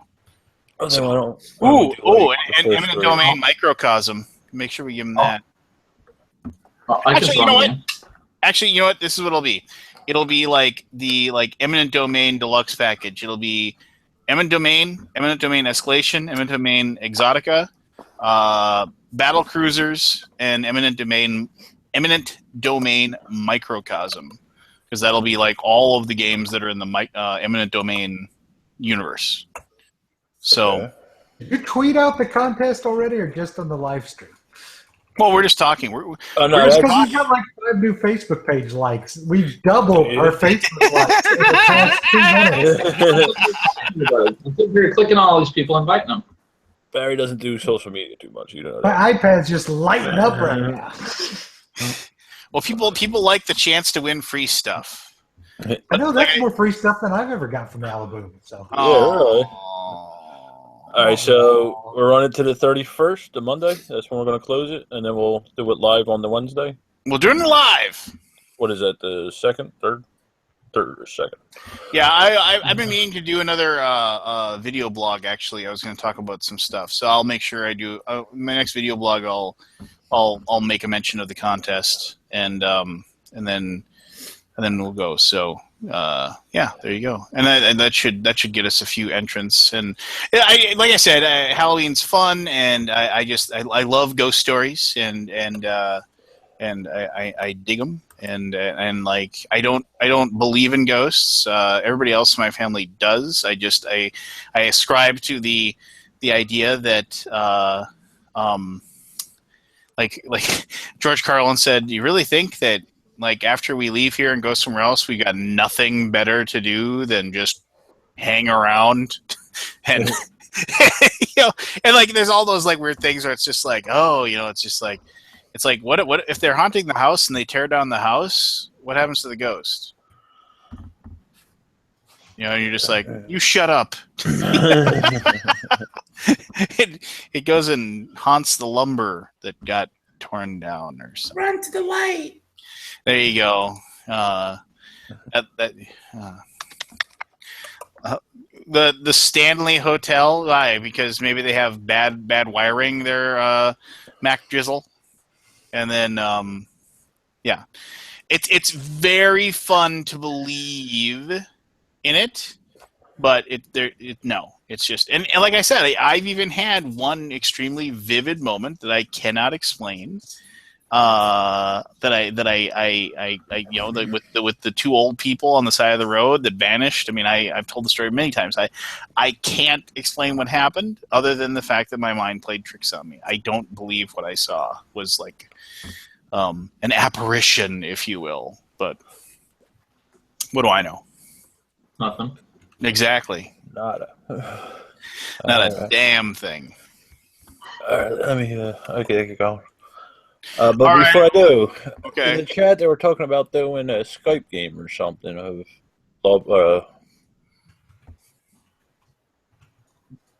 Seafall or one of them co-op type games. If Like you're us- interested, Us doing a Skype one of that? well, in the chat they were talking about it. Well, I if mean, you're it'd be interested, cool. I'm game. I mean, I wanted to play Super Station, So what? the TMG game on that tabletop. Oh, Chimera. Yeah, Yeah. I thought about it, but I mean, it was one of those things where timing wise and everybody like having all their weird moments. I have no problem with the idea of doing games via Skype or anything like that. It's one of those things where shouldn't we like try to do a Tabletopia game or something to make it so it's actually and you obviously Seafall wouldn't work for that. I mean, Yeah, no. So, but I meant the guys in the chat, the guys and girls in the chat. If you wanted to, I'm not available till after Halloween, but give me an email, thegatewaygamer@gmail.com. We can set something up. Not on Alaboom. I mean, all center, Skype or a Hangout or something. yeah, I'm all in favor of that. I mean, I I like playing games all the time. So, and then be able to play something online is something cool. Maybe they can watch our Wizards and Sorcerers game or whatever the thing is. Swords and Wizardry, yeah, that or whatever it is. I mean, that's something also we need to hammer down a time to play, but we need since Barry's not gonna be cool and play with us, we need to find one more person. Not really big in the D&D. Just excuses. All right, so let's. I got an idea. Okay. Let's What about Paul? He's available. let's crowdsource this. What? Because we already invited Kabuki Kid, but of course she's turned us down. Wow, turned down by a girl. That's She's never like that happened girl at in high my school life. that you ask out like 12 times. Yeah. You think maybe the 13th time it'll work.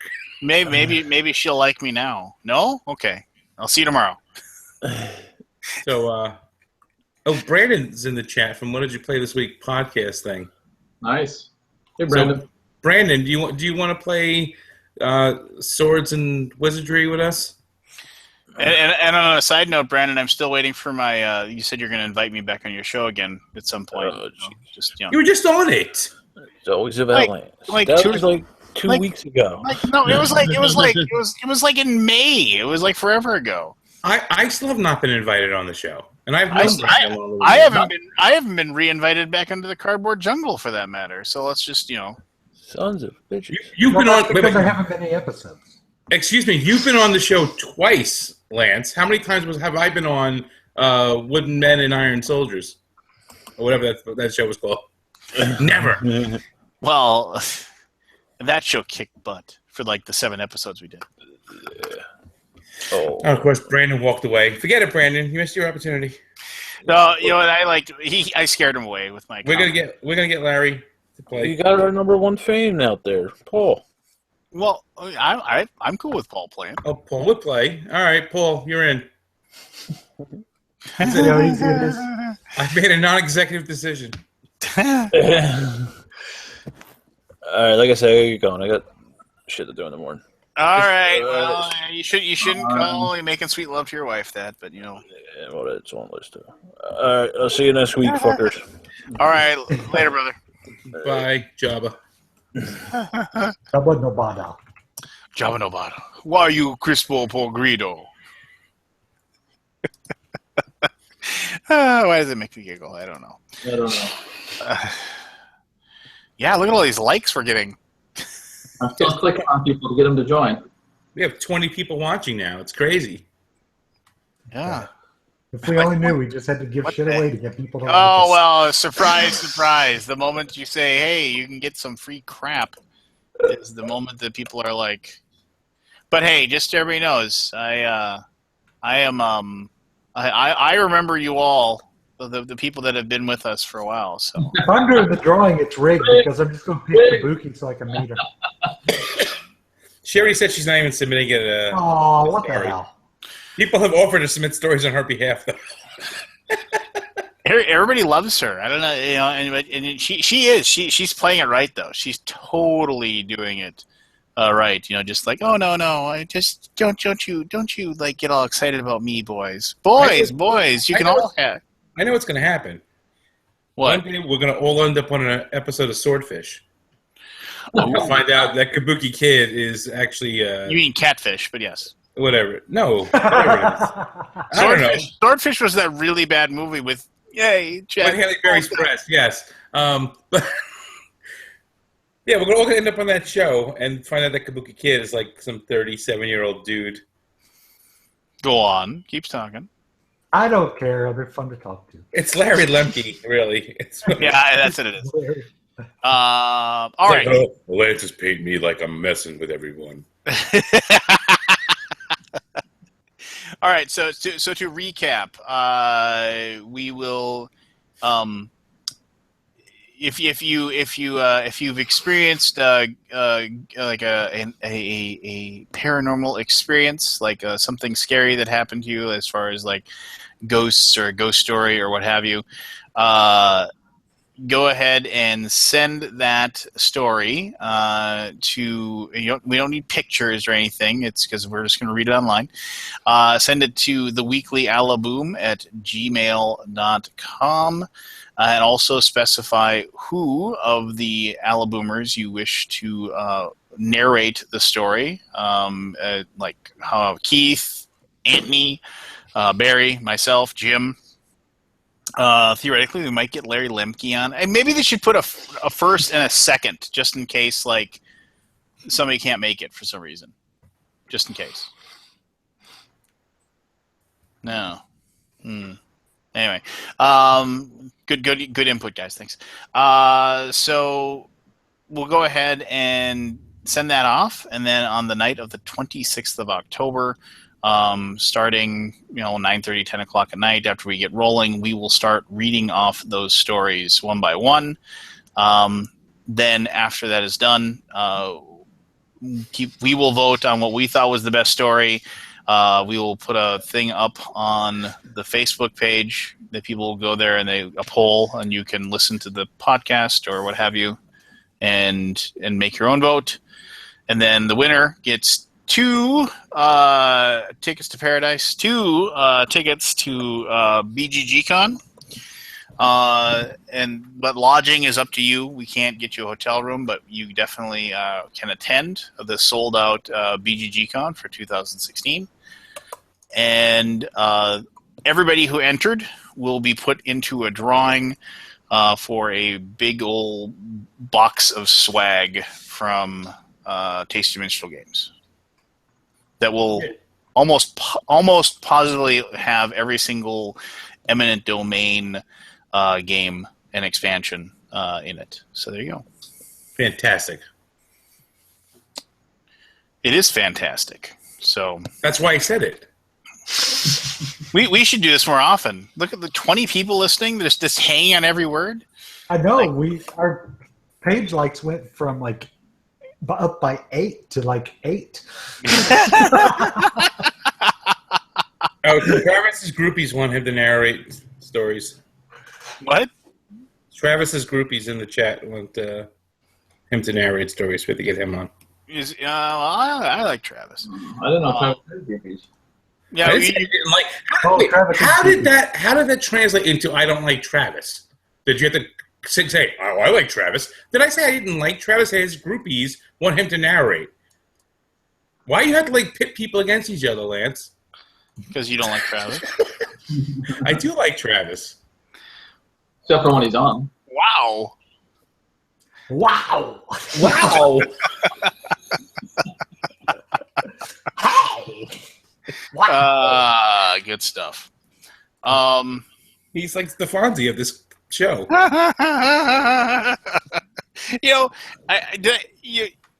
Did I ever? I think I told you the story, but like why say stuff like that? Because like I mentioned that he'll call me up and he's talking to me. He's like, "Yeah, I'm driving to the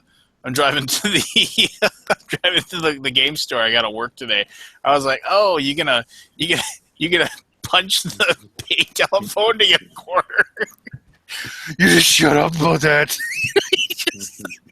He just loses his mind. And I'm like, why do you say stuff like that? It's just like, it's going to come back and bite you on the butt. I mean, it's just like there's been so many instances like that. Like, just like I said, like my buddy who like when he went back to school and we were just like, yeah, just like and he was like, oh, I'm going to get my poli-sci degree. And we're like, okay, and he's like, oh, whatever. When I'm driving my Beamer while you guys are still farting around here, I was like, why do you say that? Because it's not going to happen. And we're going to write this day down. We're going to write down this time. And to this day, we're like, whenever he gets into his like beat up 84 Ford Bronco, we're like, oh, where's the Beamer? Shut up. I said Beamer. Just like, you shut up. Just shut up about that. Just never, as the angry captain or whatever on Top Gun said, you're writing checks your butt can't cash. So, yeah, there you go. So, is anyone ordering the big game release tomorrow? I suppose. What? I'm ordering 29,999 copies. So good luck getting the other one. I mean, like people that I don't know, like how good it is or anything like that. I mean, I don't, so I mean, but I have talked to several reviewers that have played it, and they've said that the rule book is hideous.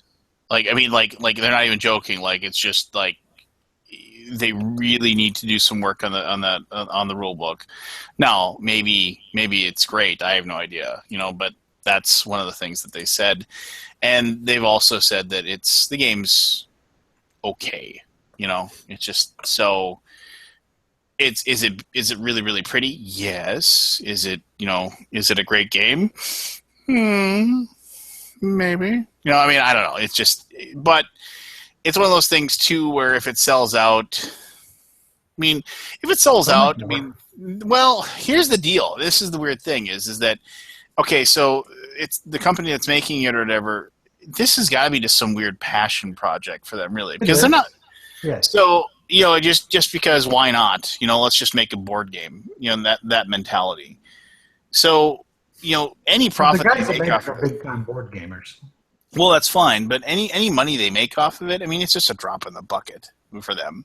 Well, yes. So They're not doing it as a money making venture. They're not doing it to lose money, but I guess I'm just of the assumption that there's a really good chance they just never will reprint it. They'll just no, do they've already said if it sells, they'll pull the trigger and reprint it. All right. Well, then I'm really not worried about making sure I get up and buy it immediately tomorrow. If they sell out, they sell out. If I never own a copy, Till 2 p.m. well, regardless, it's just it's one of those things where it's just like, I mean, it sounds interesting, like I said, I mean, but I don't know. I'm not. It's just I'm not. I don't feel like I need to own it. I don't know. They've actually tweaked the shipping cost too, so it's going to be $5 instead of $8 for US. So, yay! $3.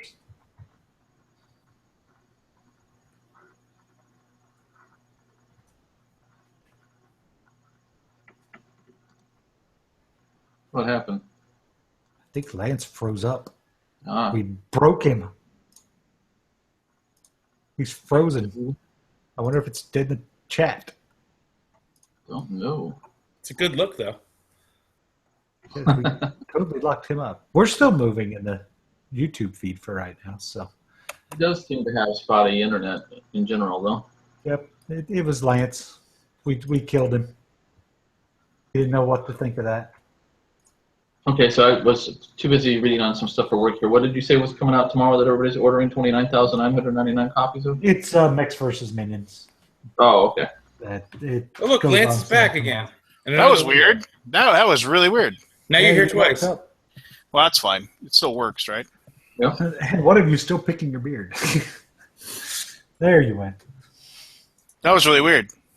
You know whose fault it is? That Joel Kirby guy. What? Goddamn Joel Kirby. the thing that Joel Eddy posted today. Lance didn't see it because Lance doesn't see anyone else's tweets. Oh yeah, that's right. What did he say? I'm sorry. So someone was claiming to be him. Somebody emailed Steam and said, "Hi, my name is Joel Kirby, and I do reviews." It was really bad English and everything, and he linked Lance's site to.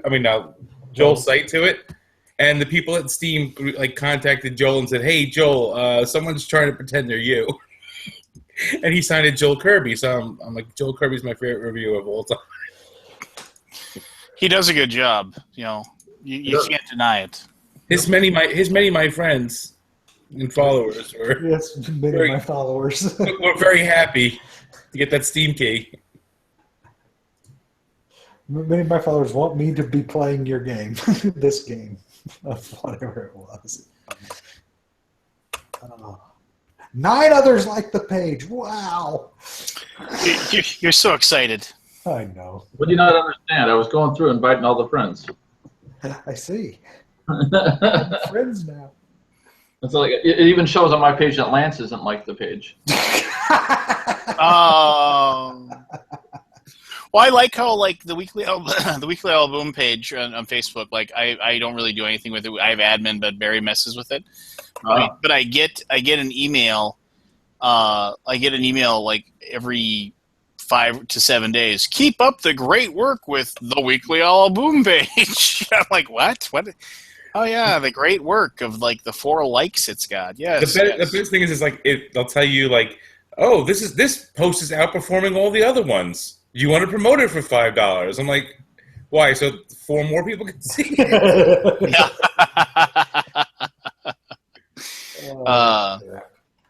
What's funny is when you look at the statistics before they started doing that whole promotion thing, after you paid $20 or $30, the same amount of people are seeing it that would have seen it before they started that whole promotion thing. Nothing has really changed other than they're charging you for the same amount of views that you would have gotten before. That kind of stuff ticks me off, but that's how it works with Facebook.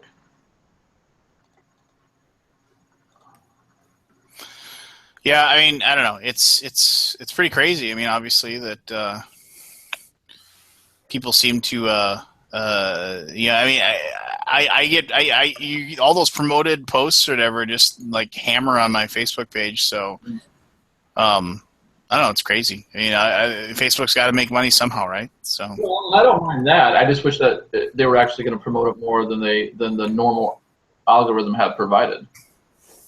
That was my issue with this. Like, I don't mind paying for marketing. That's what I do for a living, so that doesn't bother me. But if I'm going to pay that $20 for that boost, I would rather get it beyond my what my normal numbers would have been. They just kind of, it's kind of like when they put something on sale and they say it's 50% off, but they marked it up another 100%, so they're not actually losing any money. That's all. Facebook is still the hardest, I think, to market with. I pretty much just ignore every Facebook and Twitter promoted thing, so I don't care what it is. Even if it's something I would be interested in, if it's promoted, I'm out. You are anti-marketing, I've noticed. No, it's not the fact that it's anti-marketing. It's the fact that literally they will promote the same thing over and over and over again. Well, that's true, but I don't know if that's because like I read Twitter, unlike Lance, so I see these things, but I don't need to know. I read it. I just not mine. That's all.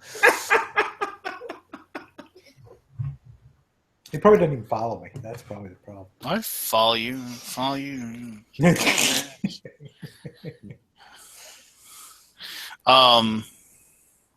I just got to the point where it's like I was liking everybody's stuff or retweeting their stuff, but they never did the same, so I just quit doing it, period, for the most part. Every now and then I go through and grab some stuff and retweet it for them, but it was just like I'd spend it all day trying to help, promote stuff, and it just didn't seem to ever come back around, so I just kind of quit doing it. That's how Twitter got for me. I don't know what everybody else is feeling, but it was... I'm just glad I signed up for Twitter when I did on a LARF. Like I just like, I'll go sign up, and I signed up and then I didn't use it for like 3 years. But I got Undead Viking. Nobody else was able to take it from me. So I guess I had that going for me. I've been on Twitter for freaking. Have you ever dressed up as the Undead Viking? Have I dressed up as the Undead Viking? No. For how long have you ever? Why not? I don't know. I'm lame. I'm putting together my Psycho Killer costume though for this year, so I can scare. What? Cuskasay? Cuskasay? What? Did you say Psycho Killer? Yes. Run,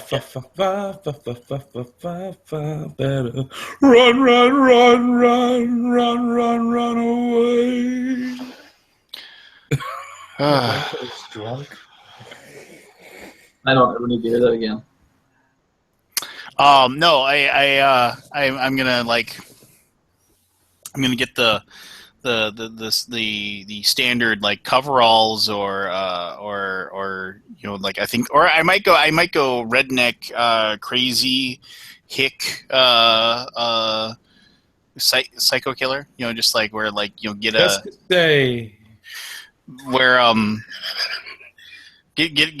get a crummy pair of denim overalls and like a bad plaid shirt, and then just cover myself in fake blood, and then like I have a mask that I have, and I'm gonna have either a good prop machete or axe or something, and then terrorize the neighborhood for a while.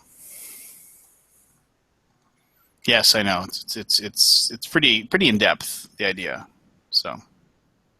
Ooh, Ronda Rousey's coming back. Why wouldn't she? Well, nobody was expecting it this year. She's going to fight this year. Well, I mean, my question would be: is it because she wants to fight, or is it because she needs to fight to keep her name present? So. No, her name was still present, and she's still, one of the two biggest stars in the UFC. I think she just. Well, I understand that. My point is that she's in movies and TV shows and stuff, and so she's got to be making endorsements and what have you. But I mean, the stuff in the movies or whatever, she doesn't have to get beat up to do it, and she can make a lot more money doing that. Yeah, a lot of people thought she would switch over like Gina Carano did. But she's got too much pride, and she wants to prove that what had happened to her after the last fight was not a fluke, but that she was much better than that one performance. So for somebody like her who spent all that time competing in the Olympics, getting over a loss is incredibly tough. So I imagine that she would want to fight at least 2 or 3 more times to cement that she's definitely one of the best. Well, but here's the cynic in me. The cynic in me says that her agent or somebody got in her head and said, well, okay, so we here's what you're going to make from these movies and these TV shows, but we really need you to fight in X number more matches so we can maximize your earning potential, and has nothing to do with.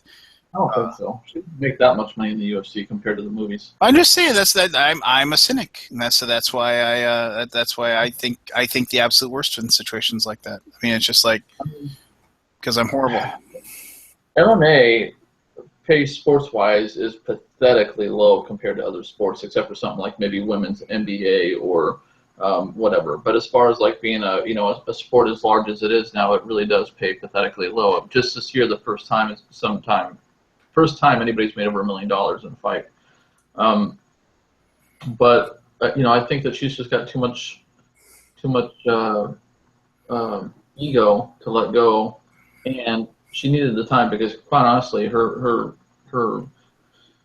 striking skills needed the work. So I'm actually thinking she's coming back too soon because she hasn't had a time to sit there and focus just on that. She's done too many movies and other things. So we'll see what happens, but. It's just interesting. If you say so. Yeah, I don't know. Like I said, it's just at a certain point you try to maximize your money, I guess, and not get beat up. Look at look at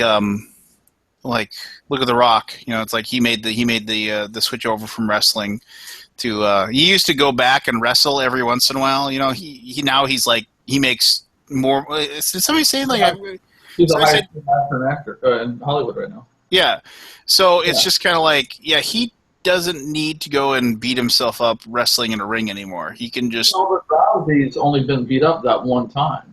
That's the other thing. Is she's been in fights, and she even had a couple fights where she went one where she went 3, but she never took a lot of damage. But so, why go in there and have the chance of getting your bell rung? I mean, I just don't understand. Just like if you had a choice between not having a chance of getting your ass handed to you and getting a concussion and having something happen to you and make the same amount of money, then why would you? I don't know. Athletes at that level, I mean, it's that constant challenge. I mean, there's a thrill to get in the ring. There's a definite adrenaline rush, an addiction to fighting. And not only that, but once something happens to you like that and you thought you didn't have any more mountains to climb, that's a new mountain to climb. And so it spurs them on and drives them even harder. To do something along that line, anyway, you have to be slightly mentally unstable to put yourself through that, So I can totally understand why she would do it. But, I mean, that being said, some people crumble after getting knocked out like that. Some people never recover. That's why I think this next fight will be interesting. We'll see where she's really at in her head and whether or not she'll stick with it. Yeah, I don't know. Like I said, I'm just a cynic when it comes to that stuff, I guess. I'm just a horrible person. No. I mean, in some ways, I totally agree. Why, if you could go make that much money somewhere else, why would you put yourself through that? But I did that for 6 years, so I totally get that side of it too. But now at this older age, there's no hell I'd do that. Okay? When you're young and you're dumb and you're stupid and you think you can live through anything? I remember years ago, just like a stand-up comedian who said that, it's like you can always tell filling out your tax return. It's like 18 to 25. I'm gonna live forever. Then as you slowly but surely are filling that out later on in life, you start getting more and more depressed. Yeah. But I feel bad. I need more Barry 10. Oh, hey, I actually, okay, so some of this is gonna be questions from all over the place, but I was thinking about this. Anthony, you're still with us, right? Yes. All right, so I was thinking about this, and this is the tough 5 questions. I was like trying to think of like segments we could do on the boom, as it were, and like I would come up with like 5 questions like that could elucidate conversation, and they wouldn't necessarily be about games. They would be about all sorts of things, and It's like a very special blossom. yeah, there you go. That too. So since you're here, and I don't think I have 5. I didn't because I thought of it fairly recently, but I do have a few. So I'll ask these, and then like you guys, and like I said, they're from all walks of life. They might be about sports or literature or games or whatever. And I just want your your honest what do you think? So like the first one I was going to ask is. And if you don't follow baseball, this might be tough for you to answer.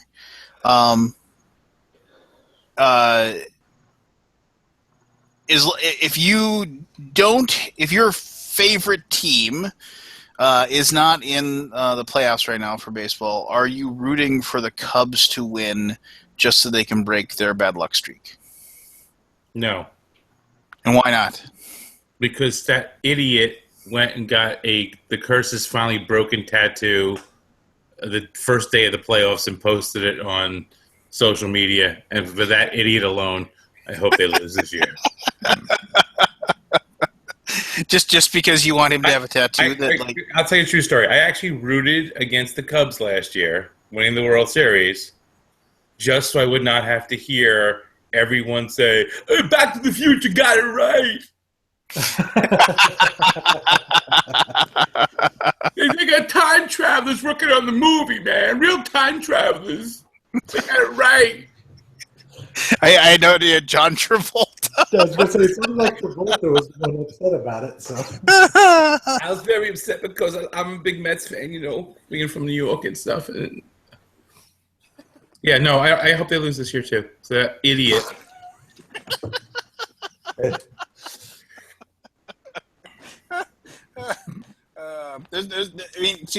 Okay, so I'll have my one comment after it. So, David, do you care? Do you even care about baseball, or I does it don't matter to you? Yeah, I mean, I grew up playing baseball. I haven't been following it that much this season, so I don't really even know what's going on. Other than I think the Mariners did make the playoffs or whatever. But I don't even know if I have a favorite team. I mean, I grew up liking Pittsburgh, St. Louis. You okay there, Anthony?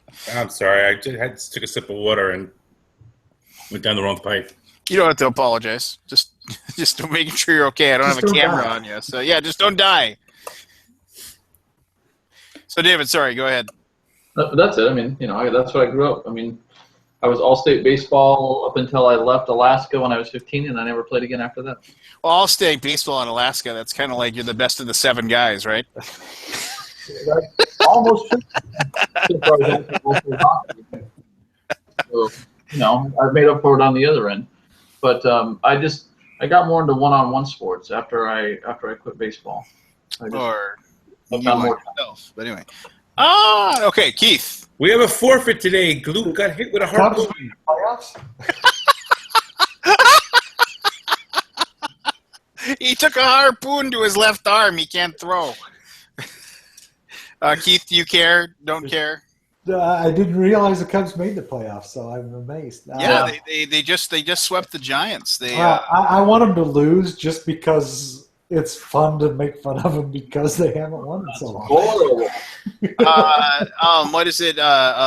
Carlin George Carlin had a thing about this very thing, and he said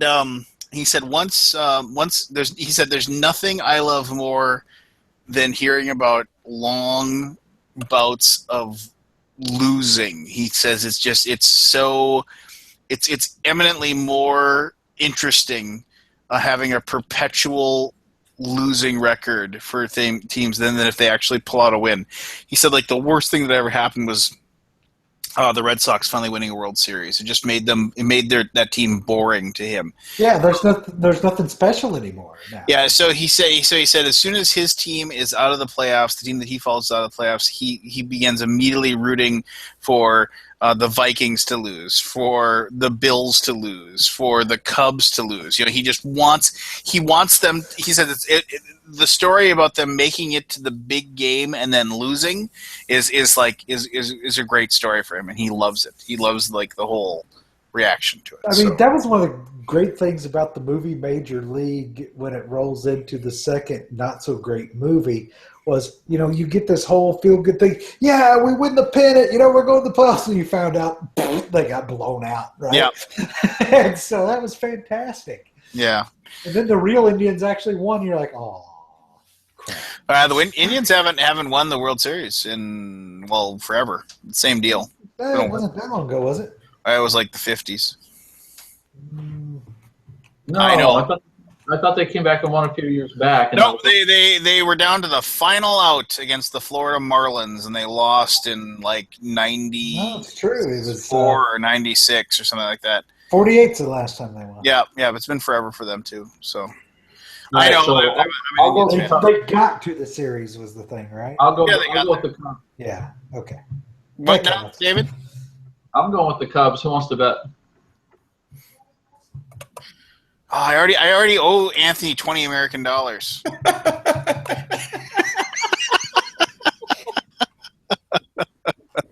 Oh, I should have had Anthony. I should have had Michael include $20 more into the sponsorship to cover my. No. I didn't make that bet with Michael. I made that bet with. What do you care where the money comes from? All right. So wait. Want to parlay the $20? So what? Am I taking the Cubs and you're taking every other team? Here's the $20. You get the Vikings, and I get everybody else. No. That's a sucker bet. That's a total. Come on, you guys are undefeated. That's a total sucker bet. I'm not taking that. Amazing. That's not happening. Amazing. Not happening. You got to give me odds. On that. Come on, they're amazing. It doesn't work on me because I don't believe in them. The Vikings are the worst girlfriend ever. You swear you're never going to believe in them. You're not going to trust them. You're not going to buy into their BS anymore. Sam Bradford is your savior. And then you get a phone call and they're like, oh no, this time it's different. We've both learned a lot about ourselves and it's just going to be different this time. I promise. And you're like, no, but they keep calling, and then they look nice, they look pretty, and then Green Bay shows up with a nicer car, and bam, you're out. Yep. Then you're feeling a little lonely, you're feeling a little sad, but you still you start hanging out. You're not really dating. You're just kind of just being friendly or whatever like that. But she waits. She waits until the moment that you care, the moment that you drop your guard. And then, bam, pulls the rug out from anything. The other shoe drops, as it were. So yes, no, never gonna believe in the Vikings. You better turn in your purple. All right, so second hard, tough question. Admittedly. It just got released. Seafall just got released in the pre-orders and stuff, so the game's going out, okay? So, reviewer response to the game has been lukewarm. I've really enjoyed it, but there's a lot of people that seem to be bagging on it and kind of saying that it's kind of repetitious and whatever. So, if Seafall is let's say a year from now we look at Seafall and people the majority of people are under the impression that Seafall was at best an average game. Mm-hmm.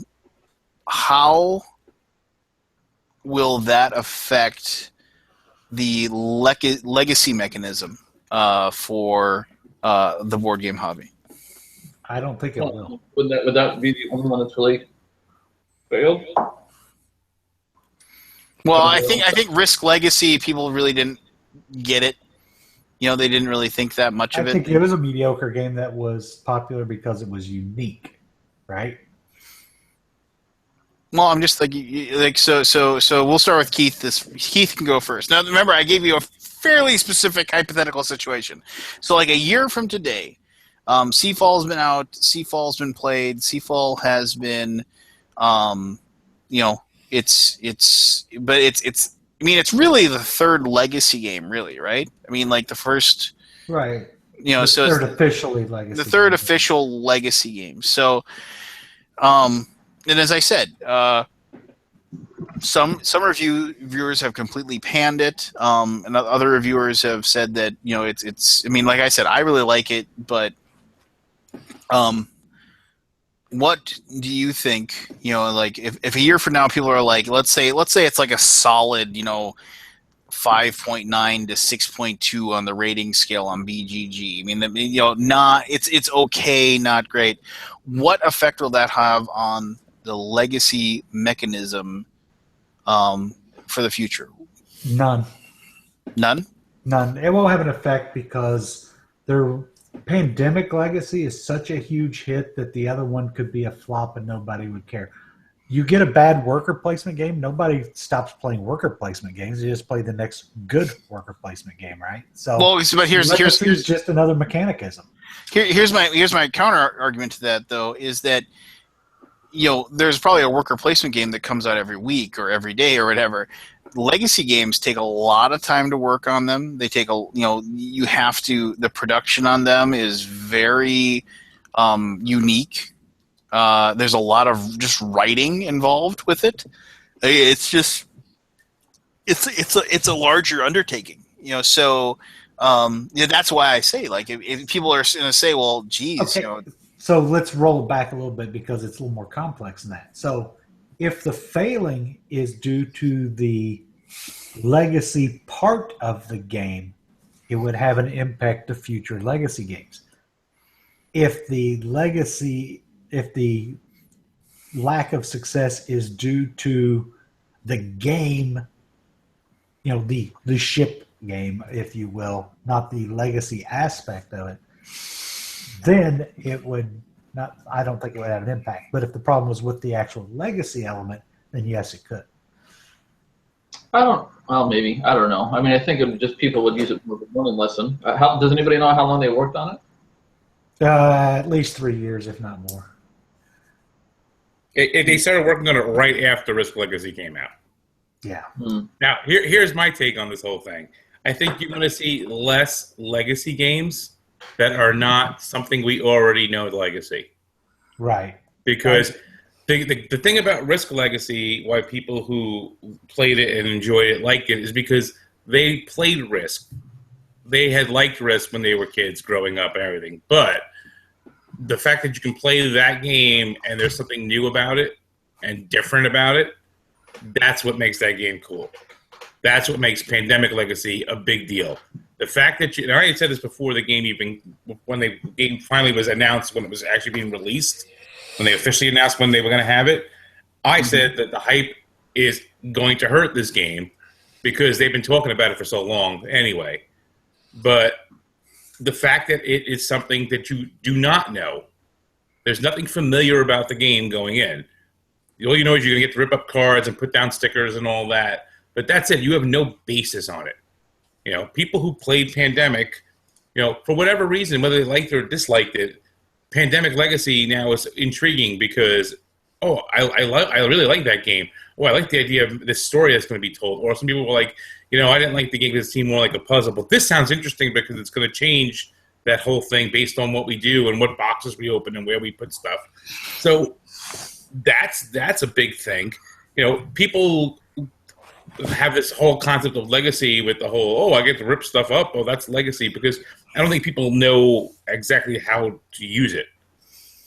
They don't understand it. That's why Rob's been attached to all the legacy games, because he came up with it. He knows how it works. He knows what you have to do to build it in. And the biggest thing I've heard about the Seafall thing, and again, I haven't played it, is, again, there's no background to it. So those first few games of you getting to know the system and getting the idea, it's like, do I want to stick to this to find out what the story is?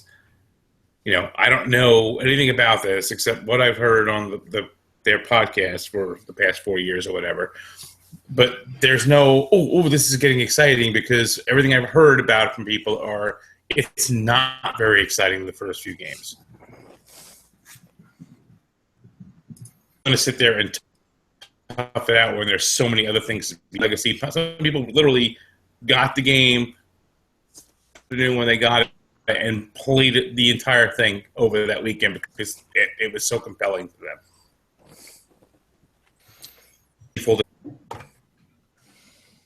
Cool. Great answers. All right. Here's and if I can, this was the third one I thought of, and if I can think of a fourth and fifth one, I will while you guys are answering this. All right. So tomorrow, and I'll start this time. I will start with David, and then we'll go to whoever wants to go after that. But David will be first. Tomorrow, each of you gets a phone call, and the person on the other line tells you are now in charge, and I want you to do this seriously. It'd be very easy to make a off the cuff, ha ha ha, I'm being funny statement. But like, seriously, think with this. You are put in charge, and you are saying you are now in charge of all of the DC movie like production and direction. Obviously, we can't seem to. Our movies are financially viable. We make money, but they are completely. We're losing our fan base. It's like we're making movies that that can make money, but we're being vilified for the fact that we aren't staying true to the source material. How do you fix it? How would you go about like the process of still making movies that people we're going to pay to see and go to so you make money, but also make movies that like the hardcore fan, like the people that you technically probably shouldn't care about, like just stay true to the source material, stay true like to making like a good comic book movie. Well, I think number one, I would go back to source material before they did the 52. I wouldn't include any of that crap in it where they tried to make it darker and they tried to rewrite everybody's history. I think with DC, most of their main characters are so entrenched in the psyche that when you change them too much,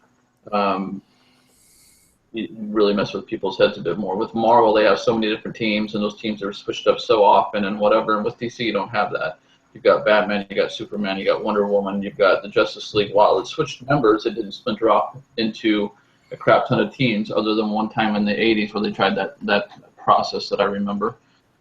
So I would go back to the source material. I would make Batman, brooding and whatever, but I wouldn't make him the Dark Knight brooding. I would bring him back more to Playboy-ish.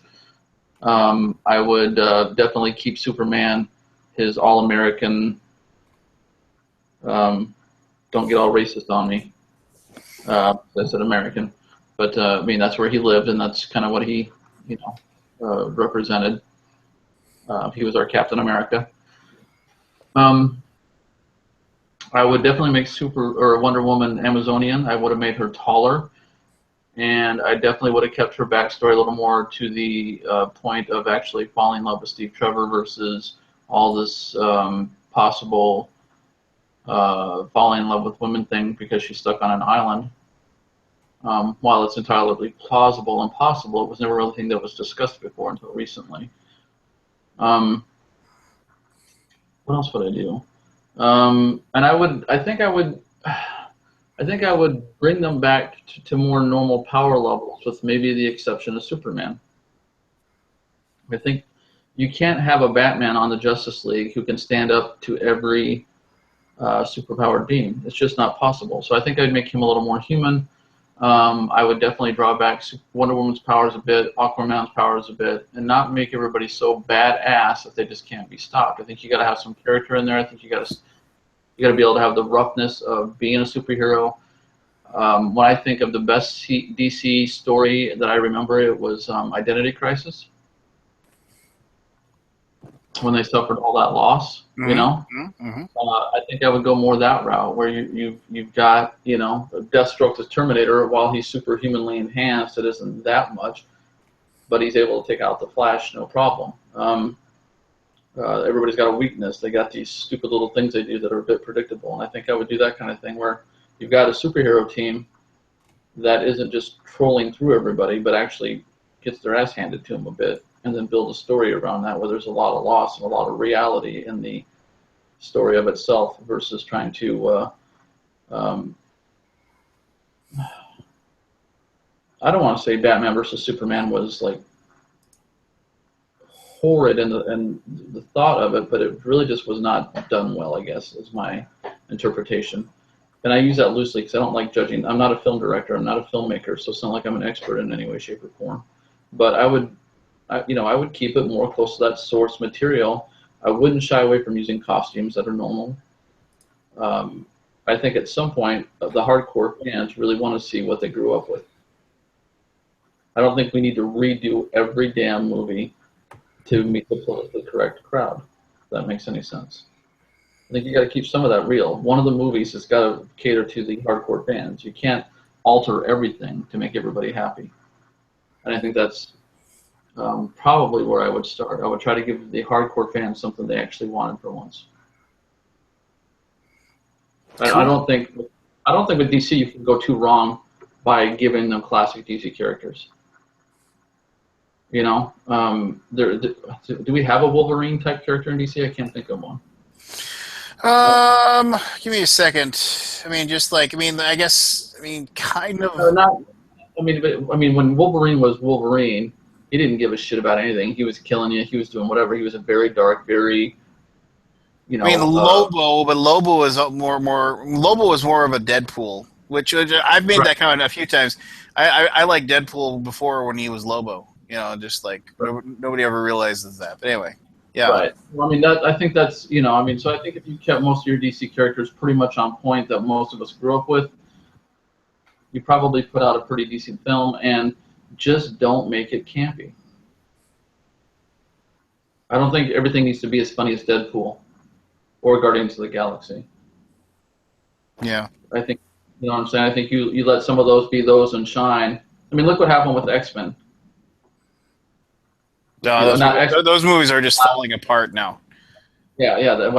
They've strayed so far from the source material, and the storylines don't match up, and it just doesn't work. So I think with Justice League, when you come out with this new movie or whatever, you bring it pretty much from the source material.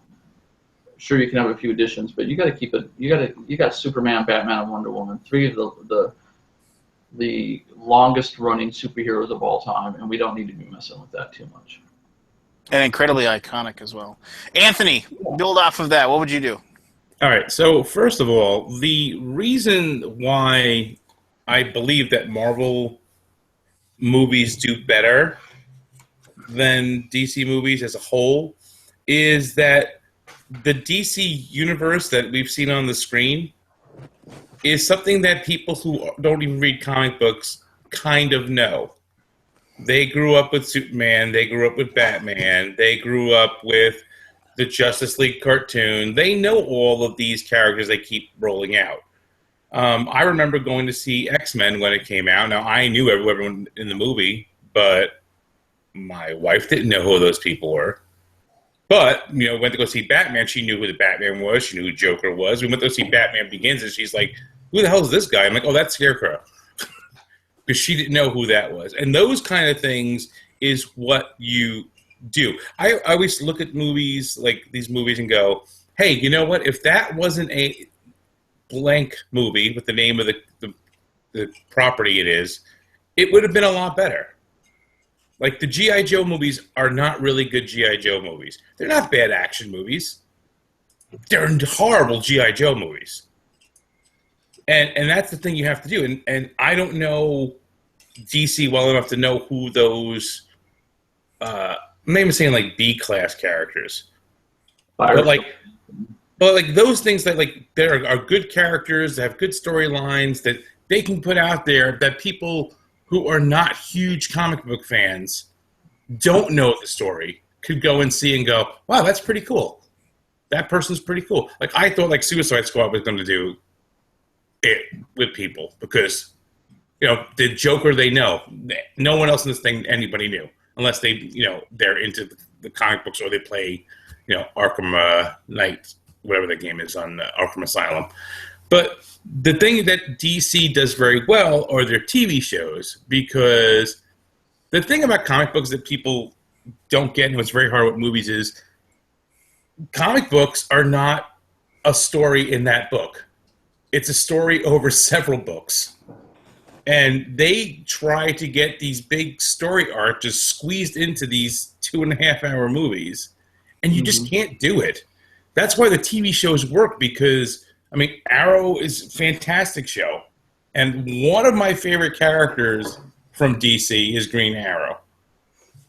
And the way they do it, yeah, it's not true to the Green Arrow storyline, but the way they do it is good. It's got good pacing. It's got a good storyline. It's not, oh, let's meet the people, build them up, and then, oh, in the last 15 minutes we'll have this big fight, and then that's it. That's the end of the story. Because that doesn't work with these characters. These characters are characters that have backstory, and they have problems, they have issues and all that. You can't cram that in and expect people to go out and see it. I mean, we had 3 Batman movies in this last group, which together all work well. But you ask people who went out and saw the first one, Batman Begins, and not a lot of people were big into that. It didn't do anywhere near as well as Dark Knight or even Dark Knight Rises or whatever the last one's called. The last piece of crap. I mean, that last movie. But I mean, this is the stuff like for comic book fans, you know, Scarecrow and Ra's al Ghul are pretty damn cool. For people who are sitting there going, "Oh, where's the Penguin and where's the Joker and where's the Riddler?" Because that's what they know, and that's what they grew up. Oh, this is. I mean, you ask people, even who, you know, are my age, who grew up watching the show on TV, even if there was in reruns, I didn't see it live. You know, they're like, "Oh yeah, there was the Catwoman, the Joker." I'm like, "Okay, who else was there?" There was Egghead, and there was these other, the Mad Hatter. But that's the stuff that not everybody knows. So they think they make people up. I mean, I always ask people, like, who was Spider-Man's first enemy? And everyone's like, "Oh, Green Goblin." I'm like, "No." I'm like, the Vulture. But that's the stuff that you know as being a fan, and it's very hard to please fans of anything. That is the truth. Plain and simple. Even it's hard to please your own fans. Like I'm a huge Elvis Costello fan, huge, and I like the fact that Elvis Costello does not give a shit. He's like, "Okay, you like the way this album sounds? The next album will sound totally different. You don't like it? I don't care." But there are these bands that keep trying to put out the same exact album because that's what their fans like. And if they put out something different, people are like, "Oh God, no! I want like the last album," and you can't do that.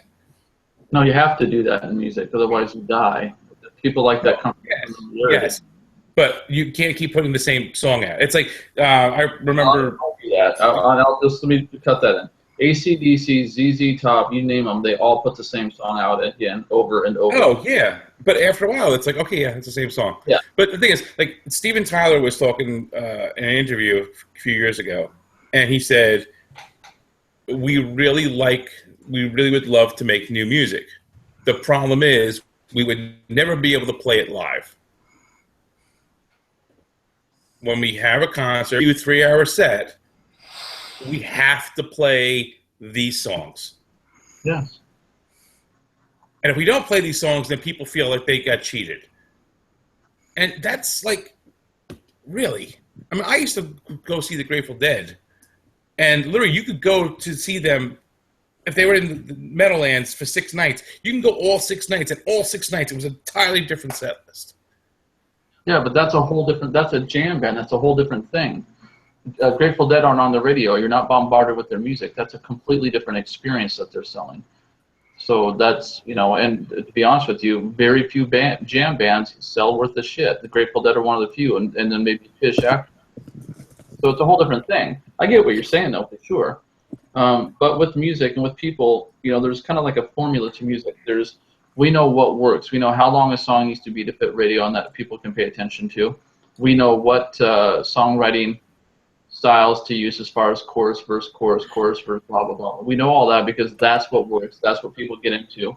So there's kind of a method to it, which does kind of genericize some of the music, but that's what people buy. And that's, every now and then you got bands that break out and do something different. Sometimes you got single artists that come out and are so different, like a Tori Amos or something like that, that can really do that, because we do need some of those offshoots. But the general music market is very formulaic because that's what sells. That's all I can tell you. I mean, that's, especially when you're trying to put money into something, you don't want to put money into something that you don't have a pretty good feeling about. So that's why you see so much generic type pop music or rock music, anything of that pop culture. Right? But I totally get what you're saying. Just, when you go see bands, especially if you have a band that has a huge catalog and you want to see some of those deeper cuts and all that kind of stuff, or hear some of the new music. But yeah, you'll face band backlash. If you're an Aerosmith, if you're a Queensryche, if you're a band that's got this huge catalog of songs that everybody loves, that's what you got to play. You get maybe 3-4 of the new songs in, and that's it. Yeah, and the thing that's funny is that even though that is the formula, a lot of them hate it. I remember I went to go to a concert when I was in college, and the bands do the college tour stuff, and Blind Melon was playing at Fordham University, and I went to go see them, and Meat Puppets opened up for them, and there was another band Meat too. Puppets. Oh, nice. But literally, they did Blind Melon did their entire set. They left the stage, they came back, did an encore, left the stage, came back again, left the stage, all the lights came on. And I'm sitting there looking at everyone. Everyone's like, they did not play No Rain. So literally, they walk back on stage, and Shannon Hoon's like, oh, yeah, I guess you all want to hear this one. And they played the most ridiculous version of the song ever, and they left. And you could tell, he was, so tired of singing that song. That's the curse of becoming unpopular as a musician, though, is you get stuck playing the same crap over and over and over. That is the curse of it. I mean, think about playing. If you're Bon Jovi and you're doing 300 dates a year and you got to play "Give and Love a Bad Name" every damn night, at some point you want to shoot yourself.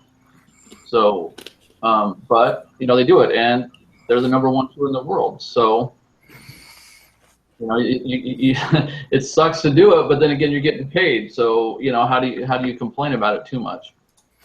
Hey, can we have Anthony? Can we have Keith answer the question now? Sure. I would hire the Marvel Studio producers and directors and writers and be done with it.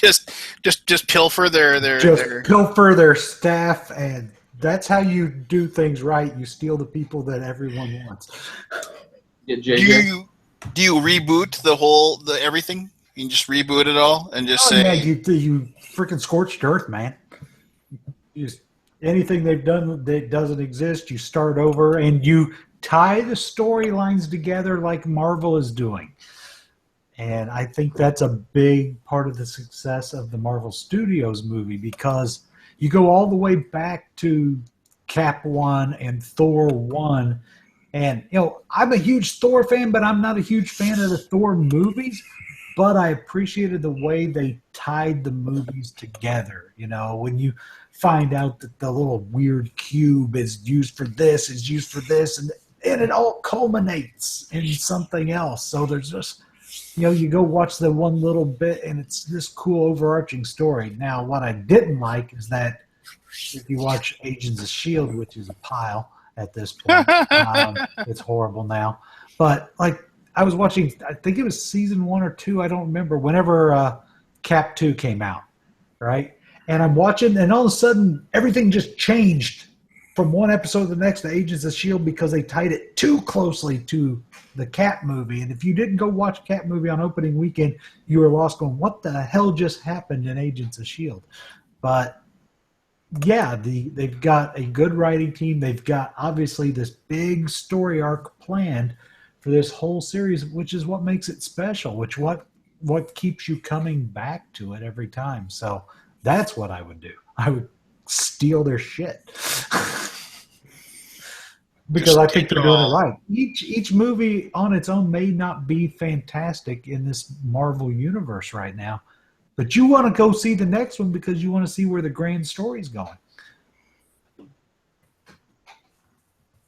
Cool. All right, so here is my I thought of this one while everybody was talking, and this one will be kind of quick. And this is a question about politics, but it is not political. So please do not. This has nothing to do with any of the elections going on or anything. Well, it does because it's a thing, but just anyway. That being said, this has nothing to do with who you're voting for, why you'd vote for this person, that person. Really simple question.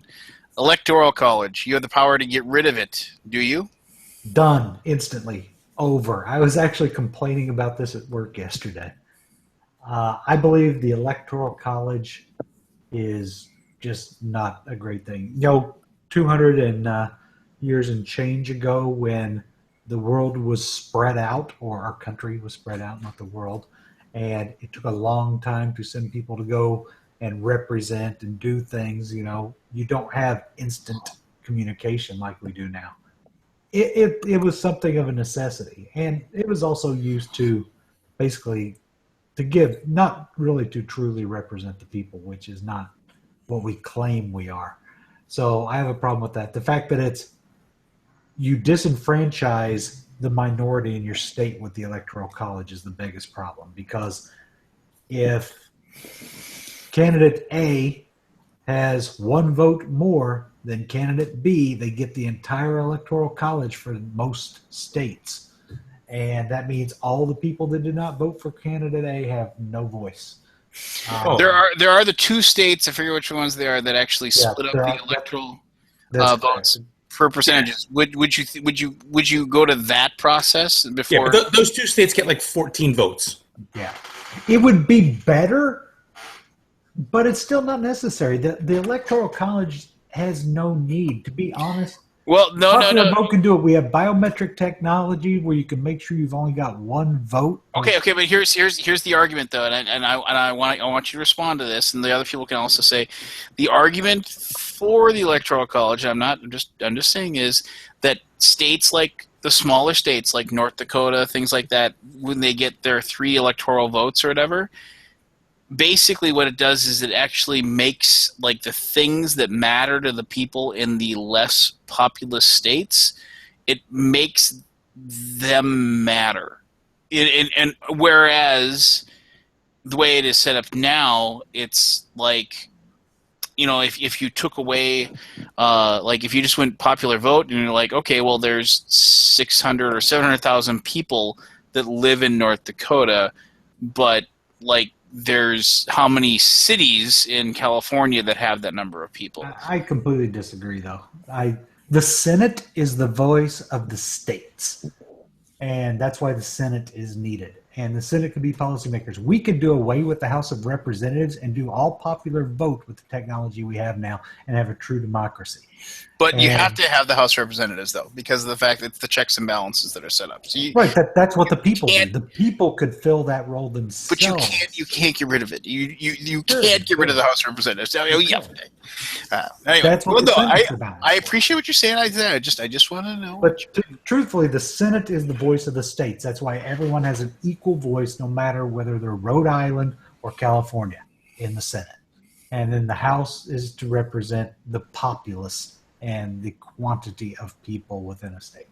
And the thing everyone forgets in the entire presidential election anyway is the president's a commander-in-chief and either says yes or no to the bills and laws. The president cannot enact law, period. And people tend to forget that. We have the presidential candidate say, this is what I'm going to do. No, you're going to do it if Congress lets you in the end. And you can nominate people. That is not true. And I'll only say that because people executive order the shit out of everything and they pass the law without approval. Well, but they can't make legal law. Theoretically, you're right, but it Right. isn't. There are things that can be done, but those can also be quickly undone by the Supreme Court. And that's called a veto. Yes, it's not supposed to, David, is my point, I think. I know. Do Yeah, I'm you, like, do you get rid of it? Do you, When I get rid of it, you get rid of it, yes. in a second. In a second, I get rid of it because there are a few states where I don't even know why they have an election for president. Because you know what color that state is, and it's not going to change. I mean, the only time it ever changes if someone like Walter Mondale is running. I mean, literally, there are a couple of states that every single election, same color. They vote the same way every year. And that's the way it's going to be. And again, it's because Keith's example, because even though 40% of the people in that state are voting for the other party, the other 60 win, and that's all that matters in that state.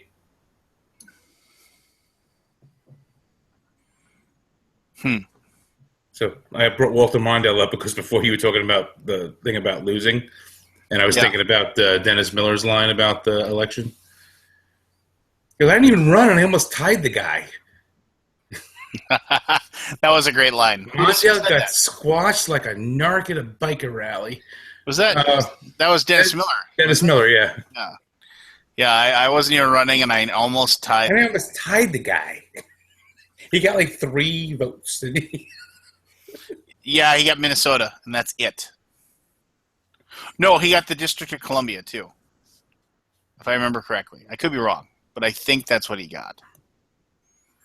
I'll look it up while we discuss something else. No, Mr. Lowry, what's your? Don't get rid of it. There's too much power in too many cities that would swing too many votes. That doesn't represent the whole United States, so I don't agree with that. I would make some changes. I would, first of all, just because somebody's in the Senate or the House of Representatives doesn't mean they actually represent their district that they're coming from, because there's all kinds of people who don't listen to the votes of the people that they represent. They do whatever the hell they want or whatever the hell they've been paid to do. So we can't rely on that system. It's completely corrupt. In a state like Tennessee, which usually tends to vote red, which is odd because this is, used to be pretty much Democratic territory since the beginning of the country. While the state votes red, it's growing so fast here in the city of Nashville, and Nashville proper is pretty much liberal as hell. So it's all the outlier suburbs that isn't. But as it gets bigger and bigger and bigger and bigger, that doesn't necessarily mean that Tennessee is going to stay red. This is one of the hubs of the music capital of the world, so obviously we have a whole bunch of people moving here that don't necessarily vote Republican. And I don't know what you do with third or fourth party candidates if you take away the electoral college. I think there's just more reform that has to be done before we dismantle a whole system like that. I don't think you can do it. I don't think you can be successful at it. Watching this election, seeing the corruption in the FBI, seeing the senators or representatives vote on things that, if you go back and look at the record, it shows that they aren't minding the districts that they represent. I don't know how you go to a public vote. I don't think anybody's interests are served there either. I think the whole system has to be fixed, but I don't think you can throw it out with the bathwater. It's kind of like trying to redo healthcare. You just can't do it overnight. It would take a long time. I just don't know what that answer is, but I think right now our government is way too corrupt. I don't think you can throw it and make a popular vote. I don't think you can abuse smaller states like Wyoming, Hawaii, Alaska that don't have a huge populace to the likes of California or New York. Does that make sense? It does. Thank you very much. Okay, so here's the 525-13. He won Minnesota and DC. Yeah, that's what it was. All right, so here's. I actually thought of the last of 5 tough questions, which I think I'm gonna do this. I'm gonna do this one. Actually, and you know what? I've thought of this as well. I want to do a contest. I want to do like a game with all of you guys. There's a well. First of all, remind me. I want to do a game that I'll run that the other people that on the Alaboom will play. But I want people to. I want to do like a giveaway, like a small giveaway or something when we do it. Just like so people will want to pay attention and be a part of it. So anyway, so you want to do a game with use guys? I'll talk. Yeah, with use guys. So I mean, but I'll talk about that in just a second here. So okay. So first, the last question is,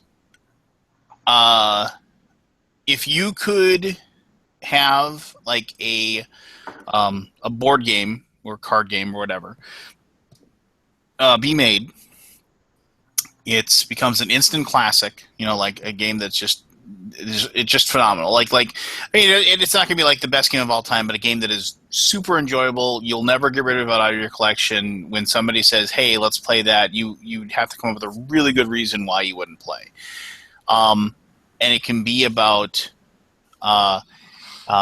any intellectual property. It's got to be an intellectual property game that like in your mind either A, hasn't had a game come out for it, or B, like the games that have come out for it aren't any good. What would the intellectual property be? Go, David.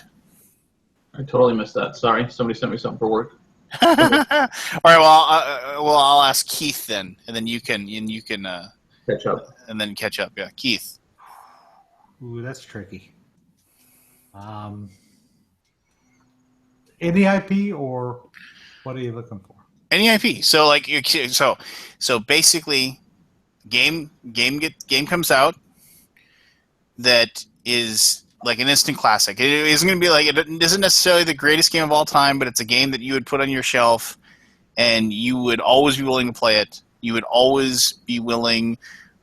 You'd never get rid of it. You'd never sell it. You never. Like you'd always have it. You'd have it. It'd be part of your collection forever. But it has to be an intellectual property game.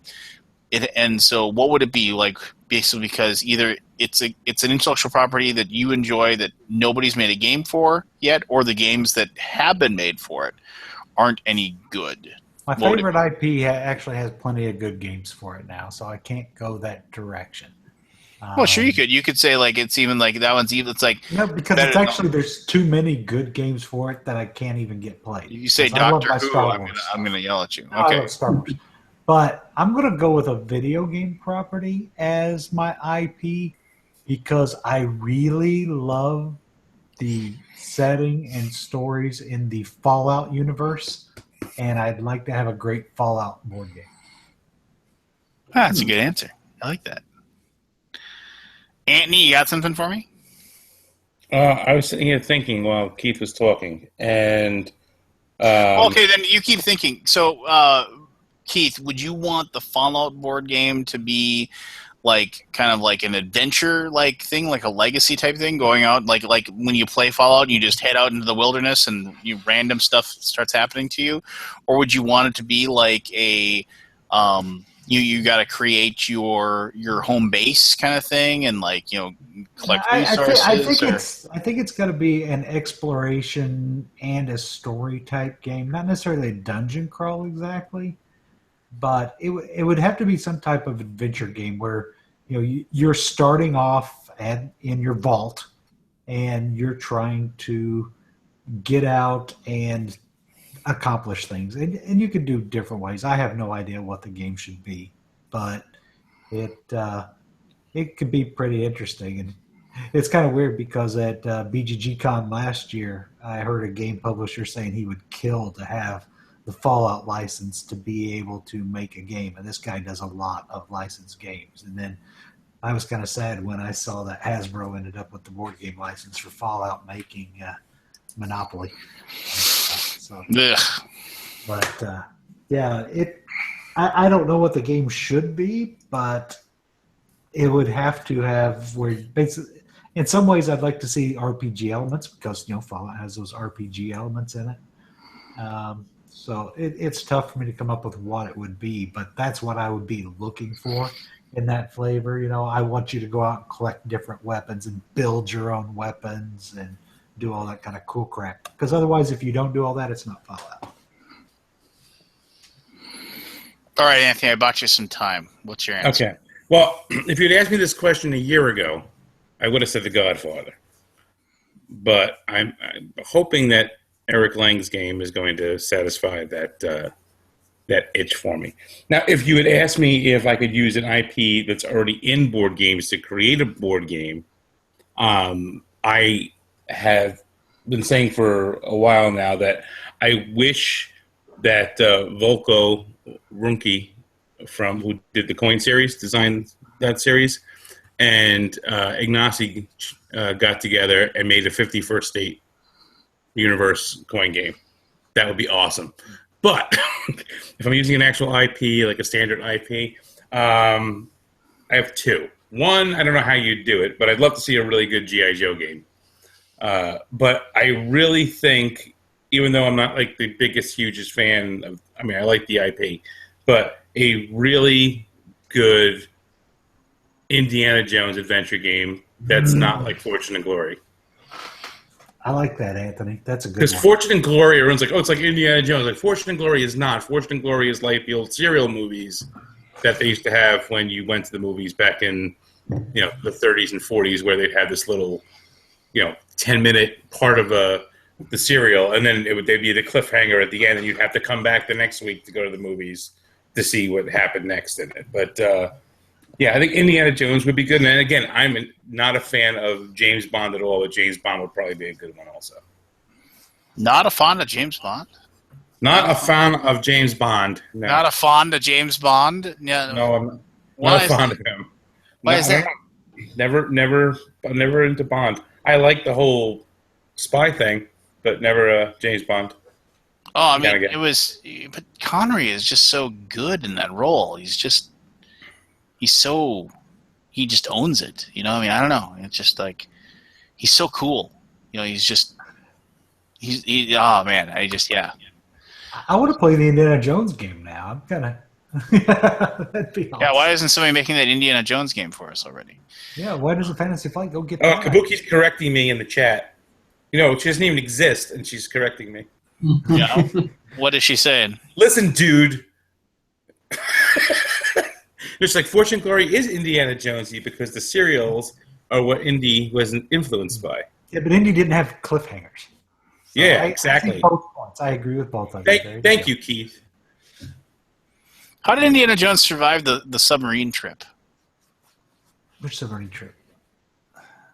Remember, the submarine comes in and they take the Ark from the tramp steamer, and then Indiana Jones swims out and he's like hanging onto the periscope or whatever. Because they didn't swim very deep. I don't know. Yeah, that's something that's always bugged me. Like, how did he live through that? It's a movie. Well, he lived through a nuclear blast in a refrigerator, so he's just that tough.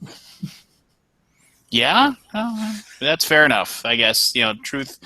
In the end, right? We learned that's why we knew he was still that tough and that good. So. How does no one do anything when he shoots the guy in the face with the sword? Everyone just stands around and does nothing. Because they didn't want to be the next guy that got shot. That's why. Because that guy was a bully. Yeah, they didn't like him. Remember? Here's the thing, Anthony.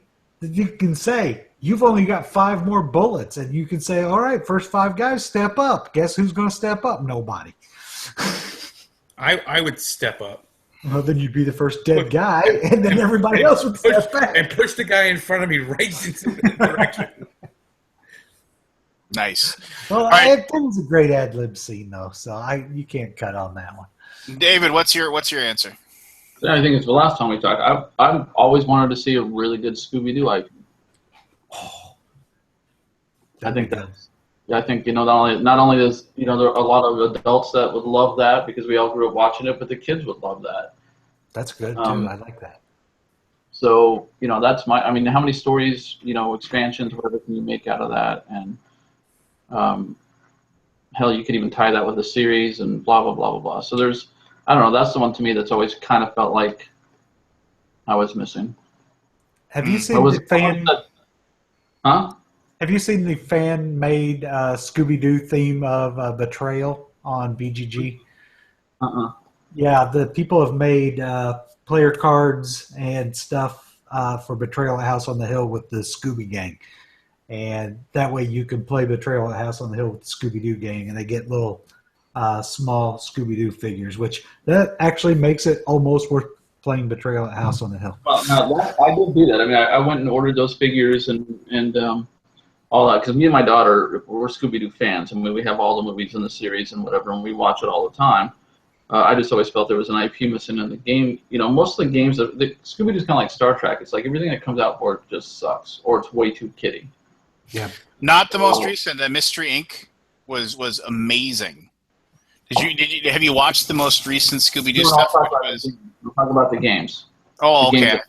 Because if anybody, I'm going to say this: the last, maybe I think now maybe second to last incarnation, which was Mystery Inc. was really good. It was ridiculously good. It had continuing storylines. It not a monster movie.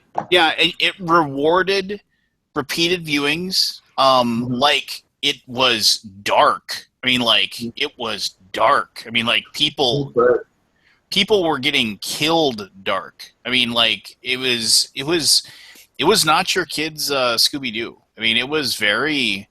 And it was good. It was like and they dealt with like real adult issues, like Fred and Daphne, like they got engaged and then they broke up, and there was, I mean, it was like, Shaggy and Velma. What? Shaggy and Velma. Yeah, exactly. So it was really, really, really well done. Good. So and I think it's on Netflix. I think you can find it on Netflix right now. It is on Netflix right now. Yep. So I would, if that interests you, I would strongly suggest. It was really good. I would totally play a good Scooby-Doo game. Yeah, I just think that's awesome. The IP probably is pretty monstrous, but if they can get Star Wars, they can sure as I'll get that. So. Come on, Hanna-Barbera's not doing that much anymore. Well, I mean, it's not with those things.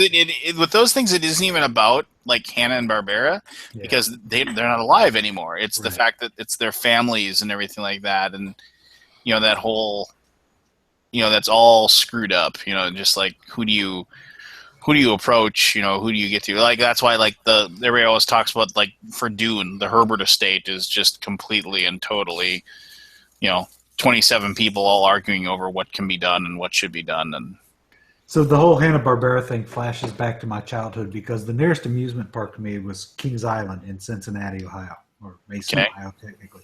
And they had Hanna-Barbera Land when I was younger. And we had awesome rides. The little roller coaster was the Scooby-Doo roller coaster. And we had this, at first it was a Fantastical Voyage or something like that, which it was just this boat ride through this big building that was just full of basically all of the different Hanna-Barbera characters. And it eventually got turned into a Smurfs ride. That was fantastic. And if you want to see just a little taste of that, if you can find the Brady Bunch episodes, The Cincinnati Kid, that was the amusement park I used to go to when I grew up. Pretty cool. But that was a great place. The Cincinnati Kid, or Kids, was the name of that episode of the Brady Bunch. There's a whole storyline around this Yogi Bear poster in that episode, so it's really cool.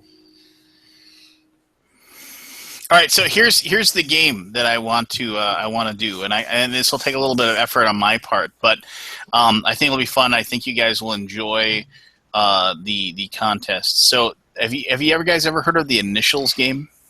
Mm-mm. All right, so the Initials game is I would give you guys initials, and the initials would be a person, place, or thing, and it would just be like, and it would be, two initials. So like, and then I would give you like there's a local radio show that does it, and they do a thing with, they do 12 questions, and they do 12 things that have this initials, and so then it's just like, so it's one of those things where it's like, if the initial is whatever, like, just, we could say it's like, I mean, you can pick like movie stars, sports figures, like anything, like a candy bar or a company or whatever. So like, if you said MB, like the first one would be like Milton Bradley, and then like the next one would be like Mars bars or something like that. And the thing is that I read off clues, like, clue number 1, and like, and so, and then so if it's a person, like a really, if whatever person is, it's really easy. It's like, is 6'4", weighs, 310 pounds. That would probably tell you, okay, well, this guy's maybe a football player, and so then you'd start thinking. And the whole thing is that when you want to guess, you say your name. So like, Anthony would go, Anthony, and I say, and then Anthony would make a guess. And if he guesses right, he gets a point. If he gets it wrong, he's out for that question. He doesn't lose points or anything like that, but he can't answer anymore. And it's just like, and so then each person and I go through, and then you guys will do it. And it's just for fun, for you guys, and for bragging rights of winning the initials game for that particular week. But what I thought we could do is that we could actually have people say, okay, we're going to do the initials. Go ahead and tweet, to, whatever, tweet to Ed Undead Viking or whatever, your guess for who will win and how many right they'll get. And if like whoever guesses, like if they said Barry with 4 and Barry wins with 4, then like we can do a small little giveaway. Like I can send him a copy of Flip City or something. Are you always going to have the initial F in it so Barry can compete? What's that fucking guy's name? Barry, use guys. Use guys. But no, I think it would be fun, and it would get, like I said, it would get a little more interaction from people. As far as people like watching the show and the people interacting with the show, and then we, like they said, they could win something too. They could win some cool swag or what have you, and I think they'd enjoy that. And also, I think it would be fun for us to keep track, and like there'd be some bragging rights amongst friends. And so, I mean, if that's something that interests you guys, I think that'd be fun. If anybody wins at Dargan, they better send it to me. I think we found, I asked him, I don't know how many we have left. I know we have some left, because like I basically David asked for one, and I said, well, I think we still have some. And I asked our shipping lady if we had any, and she said if they did, that she would send them out. So obviously, okay, let's those get sent out automatically to the shows that are part of the Tasty Minstrels family, right? Let's rephrase. What now? I didn't technically ask for one. I asked if you had any because I thought it would be a cool idea, and I would love to buy one to put it up here for the thing. And he said, "Oh, we already have some," and then it went from there. I didn't actually approach you as in like giving one. That was nothing. Well, no, but I mean, yeah, but being able to find one or whatever is like, it was cool that we had them, and like, just send you like I remember at Gen Con 3 or 4 years ago, they brought a bunch of them and just sold them for $5 a piece or something like that. And then on Sunday, on Sunday there was a deal that was you could like, because there was a bunch of stuff they were selling for $5, like copies of Coinage and just a bunch of small box stuff, and then like there was like they had this thing where it was like buy 4 and get 5 or something like that. It was weird. So it was just like, so people could like, of like the $5 stuff that they were selling, they could purchase those and everything like that. So it was pretty cool. Yeah.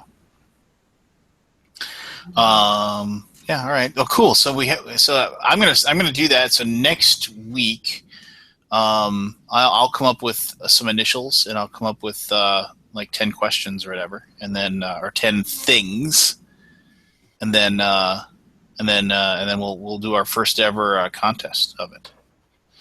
and we'll see how it goes. If it sucks, we'll do it once, and we'll say, well, let's never do that again. And but if it goes over well and you guys have fun, then we can just do it every week, and if we get the people excited about it, then we can do that as well. Oh, look, Scott's in the chat. Hi, Aldi. Oh well, thanks for logging in there, Aldi. He's like, wow, you guys are still going? Scott, What it's a are you quarter after doing 1. up? Oh, I guess it is like 7 a.m. Never mind.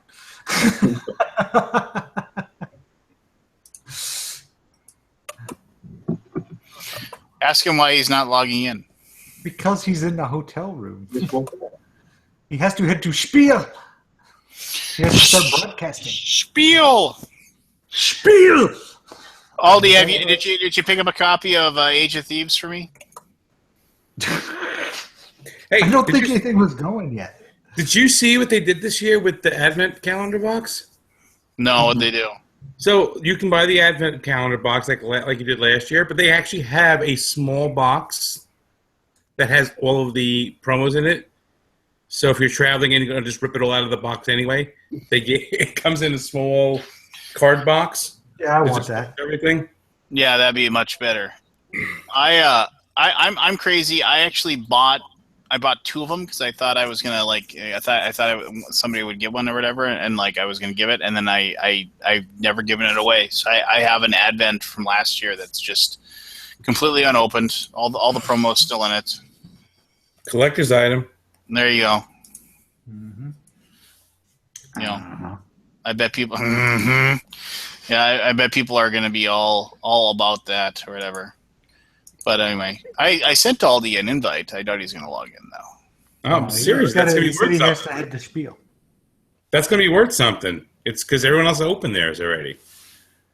You have a mint in package 2015 Spiel Advent calendar. I guess I got that going for me. Yeah, he did look chilly, Aldi, because they were. I saw the gloves on your presenters. He's talking about how cold it is.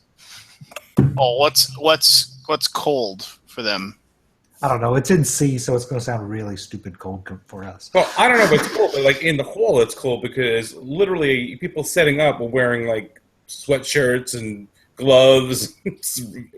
Yeah, I saw that in all the pictures. Everybody looked like they were freezing. Well, everybody always talks about how cold it is, but I mean, I don't know. 7C, Aldi said. So there you go. 7th C? What does that even mean? 7 degrees centigrade. Oh, 7C. I thought they were talking about the RPG, the 7th C or whatever. No, the temperature. No. That's 45 degrees Fahrenheit. Nah, it's not that cold. I was working on my fence in that weather yesterday outside. These people from the South don't get it, Lance. Well, maybe. I get it more than anybody. And I was wearing sandals when I was outside. I didn't have any socks on either. And then it started raining on me, and I just stayed out there and worked on my fence until I got it done. And called me to tell me and complain about it. Yeah. Well, I called you to let you know that they were cutting you a check. I know that. I was trying People to have to know my business, Lance. I was just thinking a nice little story. Well, don't spend that $7 all in one place. Just buy yourself $7 American dollars. Yeah, now that I thought about it, I should have got it for $27, so I could have paid off my debts. One of the coolest things Aldi saw was Perdition's Mouth Abyssal Rift. Yeah, Lance? I did a review of that a long time ago, and they're sending me a copy. I'm waiting patiently. They want to give me. Yeah, it was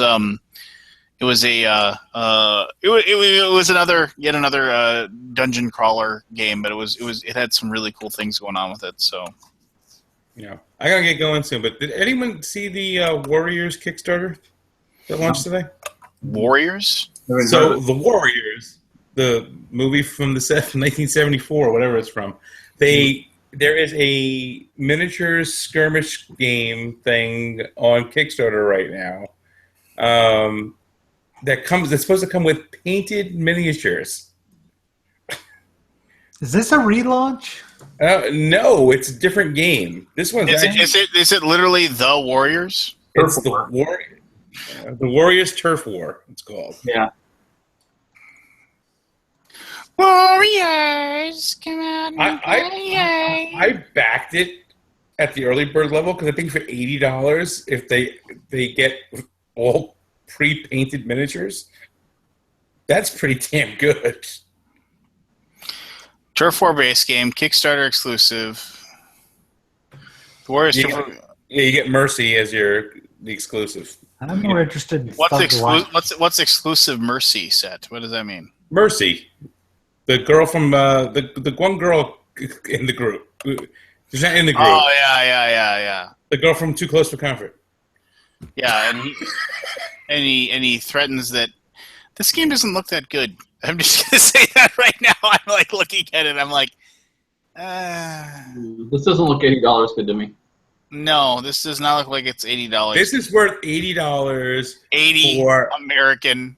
This is worth $80 for pre-painted Warriors. Where does it say these are painted? Each base if you scroll down, it says let's say manufactured and painted by Mini Masters at Panda Game Manufacturing. It does say that. Hey, there's a Blue Oyster Bar faction. That looks interesting. Warriors come out to play. And the update they just revealed the sculpt for Luther. It looks really good. Yeah, I'm just I do remember I remember the Never heard of the movie. Yeah, this screams "Where is my game?" in 2019. It's like, that's what this says to me right now. The best thing about that movie is that I showed my son, my oldest one, the movie one day, and every time the lady on the radio came on, I said, "You know who that is? So that's the chief from Where in the World is Carmen Sandiego." He's like, "What?" I'm like, "Yeah, that's her." The Lizzies. Yeah. No. I'm not. Nope. No. I'm gonna walk away from this one, I think. Walk away all you want. I'm getting pre-painted Warriors miniatures. This is not one of the IPs I would have picked. I was going to say it until I saw this Kickstarter today, and I was like, "Oh, I'm all set." My game would have been the game that's already actually you can print and play, the Thing game, but actually like have somebody professionally make it, because that game it's amazing. It is, and until I will bring it. Oh, you won't be a BGG. If it was so amazing, why hasn't someone made it yet? Because who like John Carpenter lost his mind. I mean, why does it have to be the Thing? Because it wouldn't work otherwise. I mean, it could be the Thing without being the Thing. Yeah, but people don't like it. Look at that Mechatol Rex or whatever game that was Dune but wasn't the Dune. Nobody gave a crap about it. I don't know what you're talking about. Never even heard of it. Yeah, exactly. Rex. He's talking about Rex. Rex or whatever, yeah. Oh, well, that's not Mechatol Doom.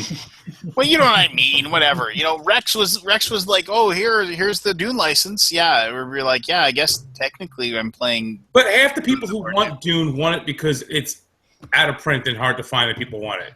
I like the game. I would have bought it because I like the game. So but it's Dune. That's why you get it. Yeah, and you get this one because you want to play MacReady. You want to be, the characters in the Thing, which is, and this is not open for debate in any way, shape, or form, the greatest horror movie of all time. Never seen it. Oh, Thing is, oh man, it's so good. It's so. The Thing is especially for the time, it's a top-notch film. It's all right. It's the tension of the movie. It's up there with Aliens and all those others. Those others back then that were still stands the test of time. Still great horror movies. It's up there. Well, it's just like I said. It's the tension of that movie. It's just like of not knowing what the hell's going on, and just like not knowing who, who did the dog go and look at? Because you just see the shadow. You know, it's just such a great scene where the dog, you realize something's up with the dog. You don't really know what's up with the dog yet, but you see the dog go into the room, and you see the shadow of the person sit up in bed to look at the dog, and you're like, just so good, so good. And I will say this: yes, Alien is Kabuki Kid said Alien. My father took me to see Alien in the movie theater, and what that came, I was like 6. Just like, what? What was he thinking? Just like drive-in movie theater Friday night, the Starlight Drive-in movie theater in Moorhead, Minnesota, and takes me to go see Alien. I think he peeled me off the top of the roof of his Monte Carlo when the scene where Tom Skerritt, I can't think of what was the guy's name? I can't think. It was right at the tip of my tongue. Basically, the captain, and he's crawling through the pipes, and he's sitting there, and they're sitting there. It's like, it's, and then they're like, it's right on top of you or whatever, and then he turns and looks, and it leaps out at the out of the darkness at him. And I remember, oh my god, just why did my father take me to that movie? I still get scared just thinking about. Oh man, tension. Talk about tension. Dallas, thank you, Chris Maui. Yeah, there you go. All right, well, I think this was good. This was a good conversation. I think you know what? I think I've latched onto something. I'm gonna do the tough 5 questions. The tough 5. I'm gonna do that from now on. I think that's good. We're gonna try the game show. And we're gonna get organized. Yeah, we're gonna make something out of this, or give up on it, one way or the other. Not give up on the show, but give up on trying to get organized. Okay. So, Spaceballs for an IP. That would be a good one, Maui. Hello, my baby. Hello, my honey. Hello, my right. All right. So, okay. So, tough 5 question. The tough 5. We're gonna do that. We're going to do the game show. Mm-hmm. Oh, I'm going to do preparation for the show. This is crazy. And then we're going to do we got the big contest. The big contest coming up on the 26th. And we might even talk about games sometime. The wonderful prizes that'll be available coming up there. So to recap, if you are listening and you want to send us your spooky story, now please, the whole point of this is that it's a story that either somebody told you that happened to them, my friend's cousin's brother's best friend's roommate or whatever, if that's fine. Or something that you yourself experienced as far as like a spooky ghost story or a spooky whatever story. Write that out as best as you can. Send it to theweeklyalaboom@gmail.com. And who of the Alaboom presenters should read it out loud. We will do that on the 26th of October. And then we will post the possibilities for the voting for those on Facebook, and then we will take votes. The person who gets the most votes will win the 2 tickets to Paradise, which is also technically 2 tickets to BGGCon. You need to figure out your own lodging. And then one random person of the entrants, not the grand prize winner, will win a big box full of games from Taste Minstrel Games. I just realized something. $5 American says every entry said that they want their story read by Anthony in the voice of John Travolta. Well, and that's he's just going to have to prepare himself for that eventuality, you know. I'm a professional. I can do it. Don't worry about it. Can you do a Vincent Price? You know what? I haven't heard Vincent Price's voice in so long. I'd have to listen to it. I'll try. I'll see what I can do. Yeah, I mean, picture it in my head. You'd have to I can read them as my next door neighbor. And then the garbage can started moving around. The only Victor Price I could think of is for Thriller. Oh, hey, I was going to say this, and I watched it again. I hadn't watched it in about a year and a half, but I watched Michael Clayton again last night, and that is, and still is, one of the best movies to be made, in my opinion, ever. And if you haven't watched Michael Clayton, and even if you hate George Clooney is so good in that movie. He is. How could you hate George Clooney? I don't know, but yes, Michael Clayton. Just if you have it, if you have HBO now, you can stream it.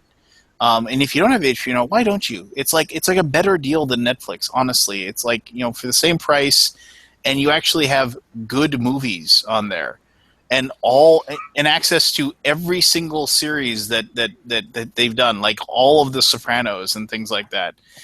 Way better than Netflix. Way better than Netflix. So if you have if you have a PlayStation or an Xbox, you can download the app right there. You don't have to Chromecast it anymore. So there you go. Yeah, whatever, Fingo. You go ahead, Fingal, and you can go ahead and watch your I don't know, just Step Up or something. I don't know, something boring and horrible. Michael Clayton is just a fantastic character movie. So good, so wonderful. But there you go. That was my last little thing I want to talk about. Is anybody else have anything they want to pimp? They want to talk about? They want to brag about? Nope, we got a new sponsor for our podcast. Oh yeah, who's that? The fine folks at Tasty Minstrel Games. There you go. Lord Javi, I had somebody tell me that they thought Nations, the dice game, was like one of the best games that they played, like in like 2015 or something like that, and I wanted to smack them because that game was not good. Nations? The dice game. Oh, I haven't played the dice game. Don't. It's mediocre.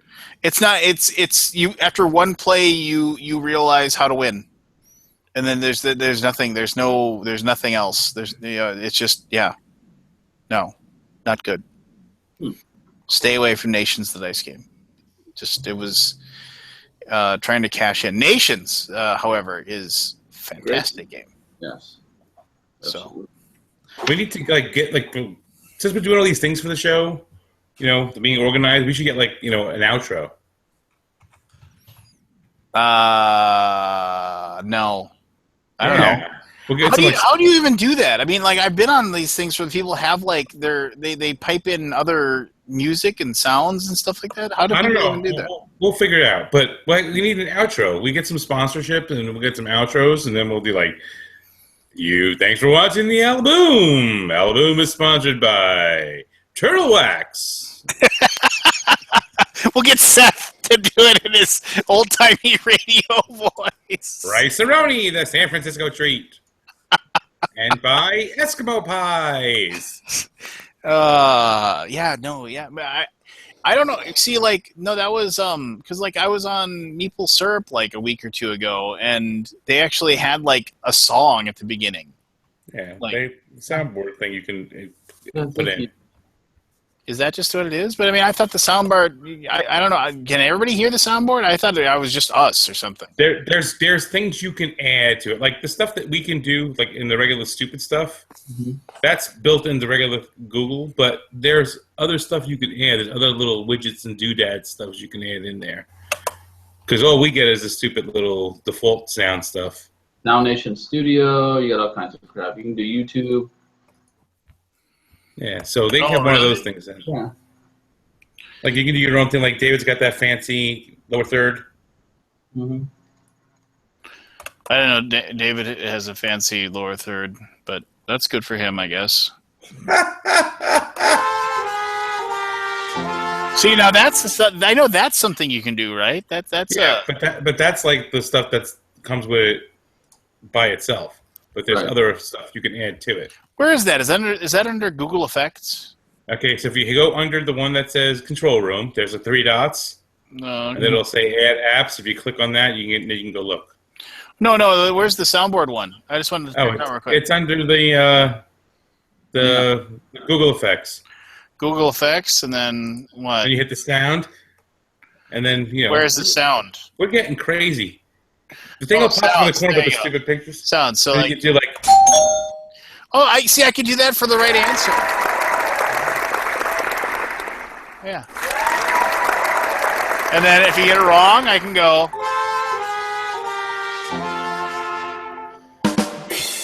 It'd be much better if I had a. That'd be a much better. You got it right kind of thing.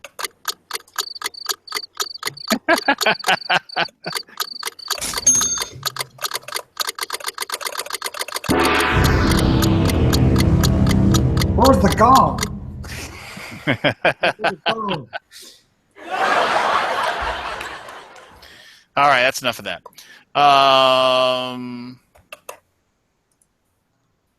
Yeah. Cool. Exactly. Why did you teach me that? Is there a gong on there? Because we need to bring back the gong. We need to use that more often. All right. Well, maybe David can search for the ability to input like an actual like outro or something. Who knows? All right. As always, thank you very much for taking the time to be a part of the show, guys. Thank you, our loyal listening audience, for putting up with us for 3 hours or so. Please send your ghost stories to theweeklyalaboom@gmail.com. I look forward to reading those. I look forward to sending out swag as well. Yeah, there you go. And don't forget to spay and neuter your pets. Yes, and don't forget to spay or neuter your pets. That's very important, or something. Something. All right, boys. Have a good night. Night. Good night.